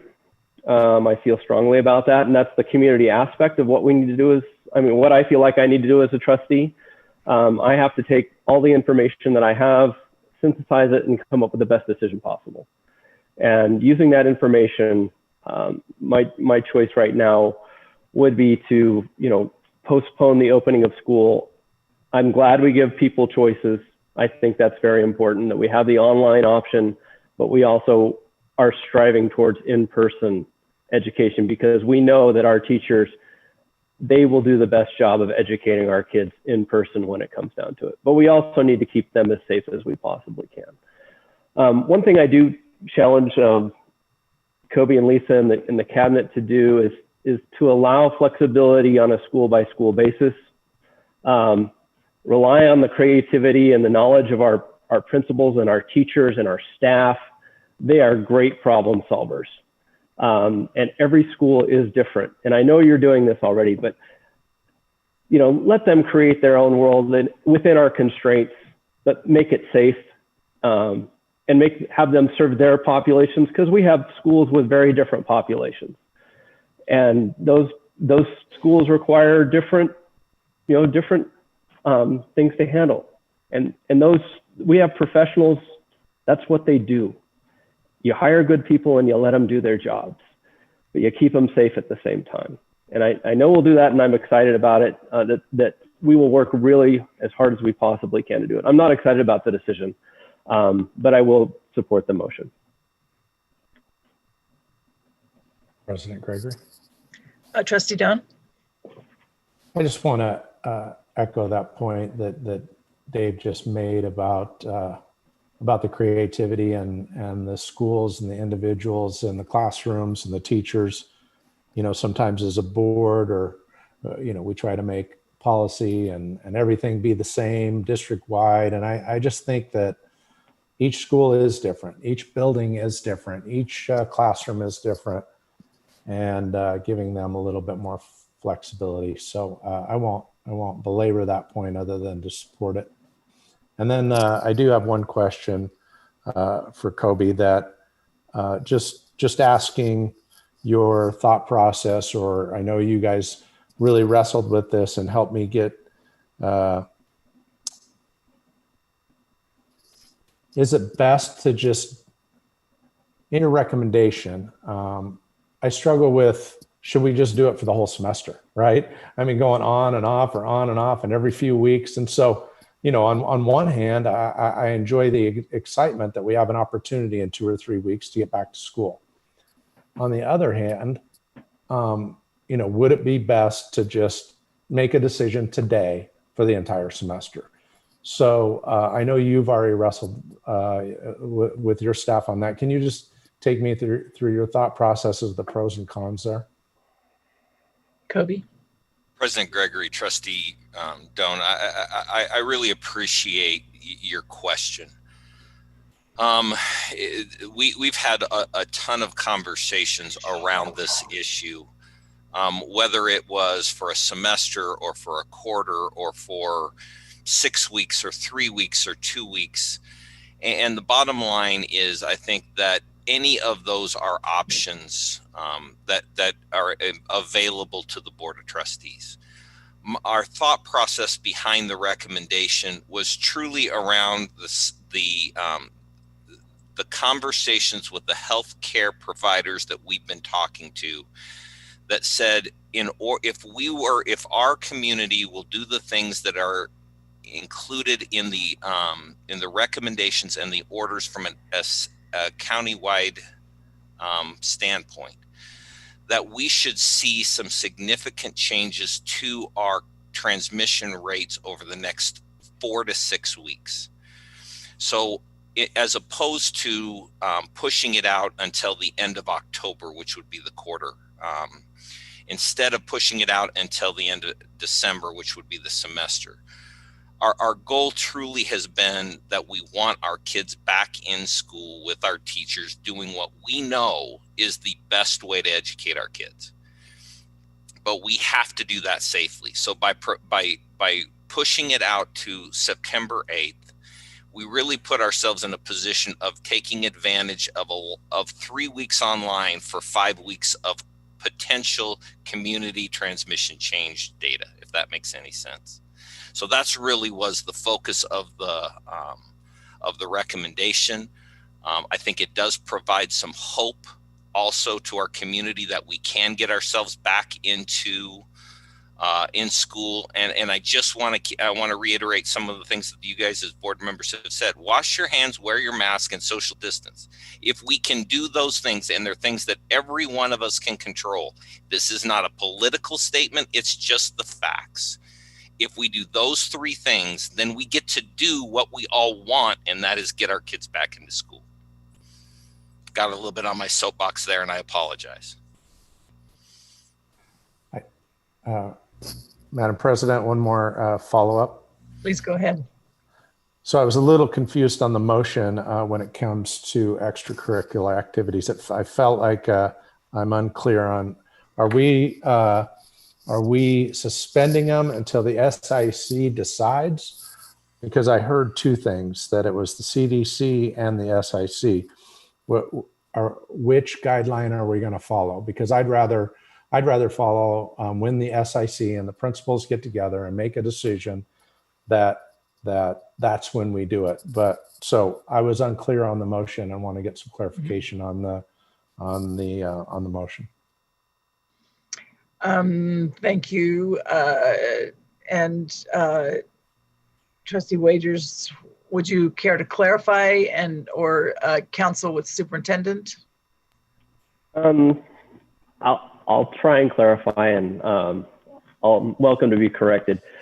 But I think we should follow SIC recommendations on that, because they will be following central district health categorization. So I would amend my motion to that. Yeah, thank you. I like that. I was confused because I heard CDC. Then yeah, and I brought in SIC, both things. Good point. And I just wanted to follow SIC, and you're right, SIC will follow CDC, but which is it then? So. Yep. Thank you for that clarification. Any other comments? President Gregory. Yes, Trustee Greeley. I'm really not going to be saying anything that hasn't already been said. To me, it was the emails that were sent to us were passionate, really reflected both sides of where people stand on this. To me, I think it is important to the goal of getting students safely in person in schools. I'm very grateful for the fact that our administration has worked so hard to create this choice for online and in person. And I feel strongly that we do follow the guidance from Central District Health when it comes to the category, as far as when we are going to have our students be in school in person. So I would be following the recommendation. Mm-hmm. Thank you. President Gregory. Yes, Trustee Esty. Thank you. I too won't say anything probably that's not been said already by my fellow trustees, but I do want to acknowledge all of our patrons who submitted comments, who wrote very heartfelt emails, who testified. I greatly appreciate their candor, their passion, and their concern for our students and our teachers and our staff. I will support the motion, but I don't want to minimize the impact this decision will have on single parent families, on parents who both work and can't work from home for this hopefully short period of time, and particularly the marginalized members of our community. Unfortunately, there's just no good choice here. But I do believe that the weight of the evidence supports us waiting until Central District Health and the medical professionals we're consulting with tell us that it's safe to bring kids back face to face. Thank you, Trustee Esty. President- Yes, Beth. One follow-up question, I apologize. Kobe, this is a question for you and also for Lisa. So should this motion pass, what would we expect, or what would parents expect as a follow-up in regards to how to navigate the virtual learning platform that is proposed in this motion? President Gregory, Trustee Oppenheimer. So we obviously will get out information right away to parents to make sure that they also know what their options are for August 7th and choosing one or the other. Then we have a lot of parent information. Oh, I'm sorry. Can you not hear me? That's better. Sorry. We also will have a lot of information available for parents and helping them support their students virtually. And teachers will reach out to parents as well as to the students. So I know we have, we're actually going to be sharing with our parents what the teacher expectations are going to be for elementary and secondary. So they'll understand that and see what they'll be, in charge of versus what the teachers will be in charge of. But we will do a lot of reaching out and a lot of communicating with our parents to help them as much as we can in this. Follow up, President Gregory. Go ahead. Thank you. So just to be clear, parents should expect communication from the district level as well as their individual teachers. So if they're in K through 6, they would expect an email or communication from their home teacher. And then in junior high and high school, who would they expect to get communication from? Because obviously they have a lot of different teachers. So would they expect an email from each individual teacher of each individual class? Or how would that work?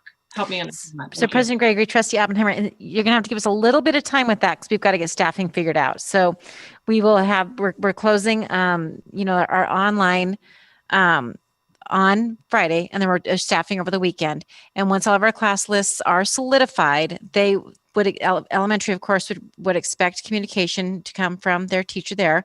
Secondary, I think what the plan is for our in-person schools is they're going to do much like they did in the spring, in one period, like per school, like maybe it's the 8th period class at the junior high. Teachers will reach out so that every parent does get contact with a teacher. But we will be sending out information immediately, tomorrow to let parents know what their next options are. Does that answer your question? Yes, thank you. Great. So I wanted to just address one concern that has been raised, and those are those families who are on the brink of disaster or in peril because of this decision. I would remind and encourage them that we have community schools in strategic places across the district that have resources, and please reach out to those. And it is my confidence that our principals know who some of those families are and will be reaching out to them so that we don't want families falling through the cracks that can be assisted by our community schools. And the same with our counseling staff. Our counseling staff are very accessible to principals and teachers, and parents can reach out to the counseling staff in their schools and get guidance. This is kind of a call for our community to be aware of the needs of the children and families in all parts of our community so that we can weather this together until we get to a more stable place. I will be supporting the motion, recognizing that it is a choice between that has split our community, that we have many choices in terms of virtual and online or in person, etc. And pleasing everybody is going to be impossible. But finding a path forward is possible. And if we move forward positively, virtual and online can work. Students can be engaged. Parents can be assured that the district is doing their very best until we can get them back in person. And hopefully teachers will be able to see that we are mindful of their situations as well. And we know that our staff has our students' interest at heart as well. So I want to say thank you again to all those who wrote to us. Your letters were very impressive, and we appreciate the respectful tone and the passion that you have for education. And that is one of the wonderful things about our community, is that we value education and have a high expectation for our children that they can get a good education in Boise, Idaho. So thank you very much. Any further comments? President Gregory, I'd like to just quickly, this is Lisa, I'd like to confirm that Jennifer Henderson has been on our call all night long, and at 7:30 in the morning, we have a foundation meeting. I will guarantee you a focus of that foundation meeting will be talking about our need to make sure that we are accessible and have resources for the families you just spoke of. So I just wanted to reassure you of that. Thank you. And I wouldn't be surprised if people have noted those in testimony and letter who have reached out with dire circumstances to meet those needs. So thank you very much. And thank you to our foundation supporters and members in our Boise Foundation who have done such a tremendous job since March and have prepared to also continue in that effort to care for those in need. So if there is no further comments, I would call for a vote. All those in favor of the motion as stated by Trustee Wagers and seconded by Trustee Greeley, say aye. Should we do a roll call, President Gregory? I'm happy to do a roll call. I can see everybody, but let's have Sharon call the roll. Trustee Gregory? Aye. Trustee Oppenheimer? Aye. Trustee Wagers? Aye. Trustee Down? Aye. Trustee Esty? Aye. Trustee Green? Aye. Trustee Brown? Aye. Motion passes. Thank you very much. Are there any further board superintendent comments? President Gregory, not to belabor the point, but I just want to thank the board for your guys' work. I know how difficult this is, so thank you very much. And I wondered if a board meeting is necessary this Thursday. I haven't even thought about it, to be honest with you. I don't think so. I think that we'll keep everyone posted about next week. Trustee Ron. Yeah, my motion's coming, but I was curious about the regular board meeting. Is that next Monday still? 6? Yep. Okay. Okay, then that will be our board meeting for next week. President Gregory, motion to adjourn. Oh, sorry. Sorry, just very quickly. I just want to say thank you to Heather Calkins, who jumped in today and helped us run Zoom. So thank you. We appreciate you. I've heard she is a gem to work with. Thank you very much, Heather. Please proceed. Second. It's been moved and seconded to adjourn. All those in favor say aye. Aye. Aye. Aye. Thank you. Seriously though, Heather, thank you so much.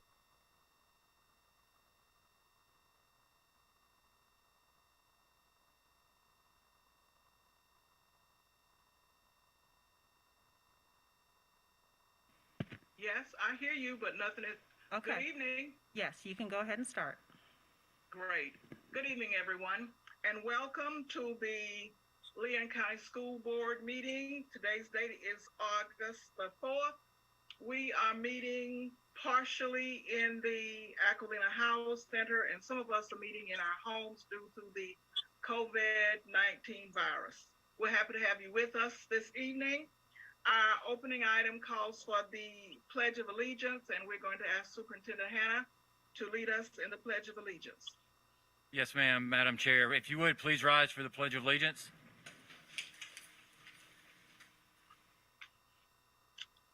I pledge allegiance to the flag of the United States of America and to the republic for which it stands, one nation, under God, indivisible, with liberty and justice for all. Thank you. Ms. Woods, would you please read the changes and additions to the agenda? Madam Chair, I'm sorry, I'm not prepared with that. All right, that's okay. I happen to have them right here. Okay. The changes and additions are as follows. Item 1,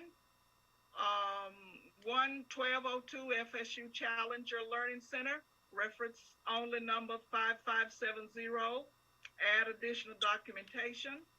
Number 2, add item 19.03, Michael and Susan Dell Foundation, Actionable Insights Grant.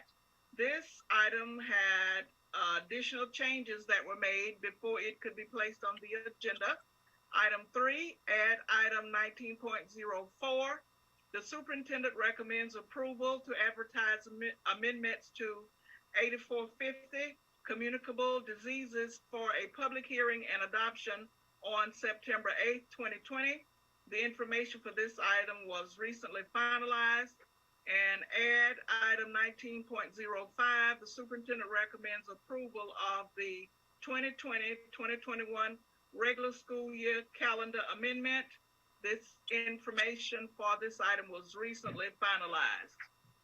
Move approval of the changes and additions. Second. It's been moved and approved. Questions? All in favor, let it be known by stating aye. Aye.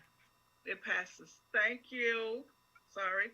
Superintendent Spotlight. Superintendent, are you ready tonight for that? None this evening, Madam Chair, but next week we are going to have us a spotlight. All right. Okay. We will receive it then. How about recognitions? Do we have recognitions tonight? Not this evening. No, ma'am. Reports to be heard from the District Advisory Council, none. Student District Advisory Council, none. And the Title I Advisory Council, none. Reopen Leon County Schools updates. I think that's where we are. Yes, ma'am. Me and this podium are becoming very good friends over the course of the last several weeks. But a good evening once again, board members and members of the viewing audience. I would like to give an update to our reopening plan that you all approved at our last board meeting. I would say this is another example of what our hybrid model will look like in the coming school year, with some of us being here in person and others remoting in. I do want to take a moment though to remind everyone, we've had a number of emails and phone calls and people pleading with us about the openings or the not reopenings of our school, but I just need to remind everyone that on July the 6th, Commissioner Richard Corcoran, Department of Education, issued emergency order 2020-EO-06. And in paragraph A of that emergency order, it says, all schools open. Upon reopening in August, all school boards and charter school governing boards must open brick and mortar schools at least 5 days per week for all students. And we have heard, there's some folks actually in the front of the Howell building tonight. I think maybe their actions need to be directed. We didn't ask for this order. We are implementing this order or potentially risk losing tens of millions of dollars in funding of our public school system. And we are all responsible, fiscally responsible, fiduciary responsible to ensure to the safety of the funds that we receive from the state of Florida Department of Education and from the office of the governor through the FEFP. So I just felt like I needed to remind everyone of that executive order that was issued on July the 6th. And those of you that tuned in to our last 4-hour board meeting, you saw where we the board voted on the reopening school plan It was unanimously approved. We have now submitted documentation to the State of Florida Department of Education. Ms. Gregory did that before the deadline on July the 31st. Upon reviewing that plan, the Department of Education will hopefully give us a thumbs up, or if we need to make some adjustments as to how we can receive full funding for all 100% of our students in the October FTE period. If we are denied, if we had denied, ignored the request, ignored the emergency order, again, we would have risked only received partial funding as completers through the virtual program, which means we would have only received about $5,000, a little over $5,000, $5,500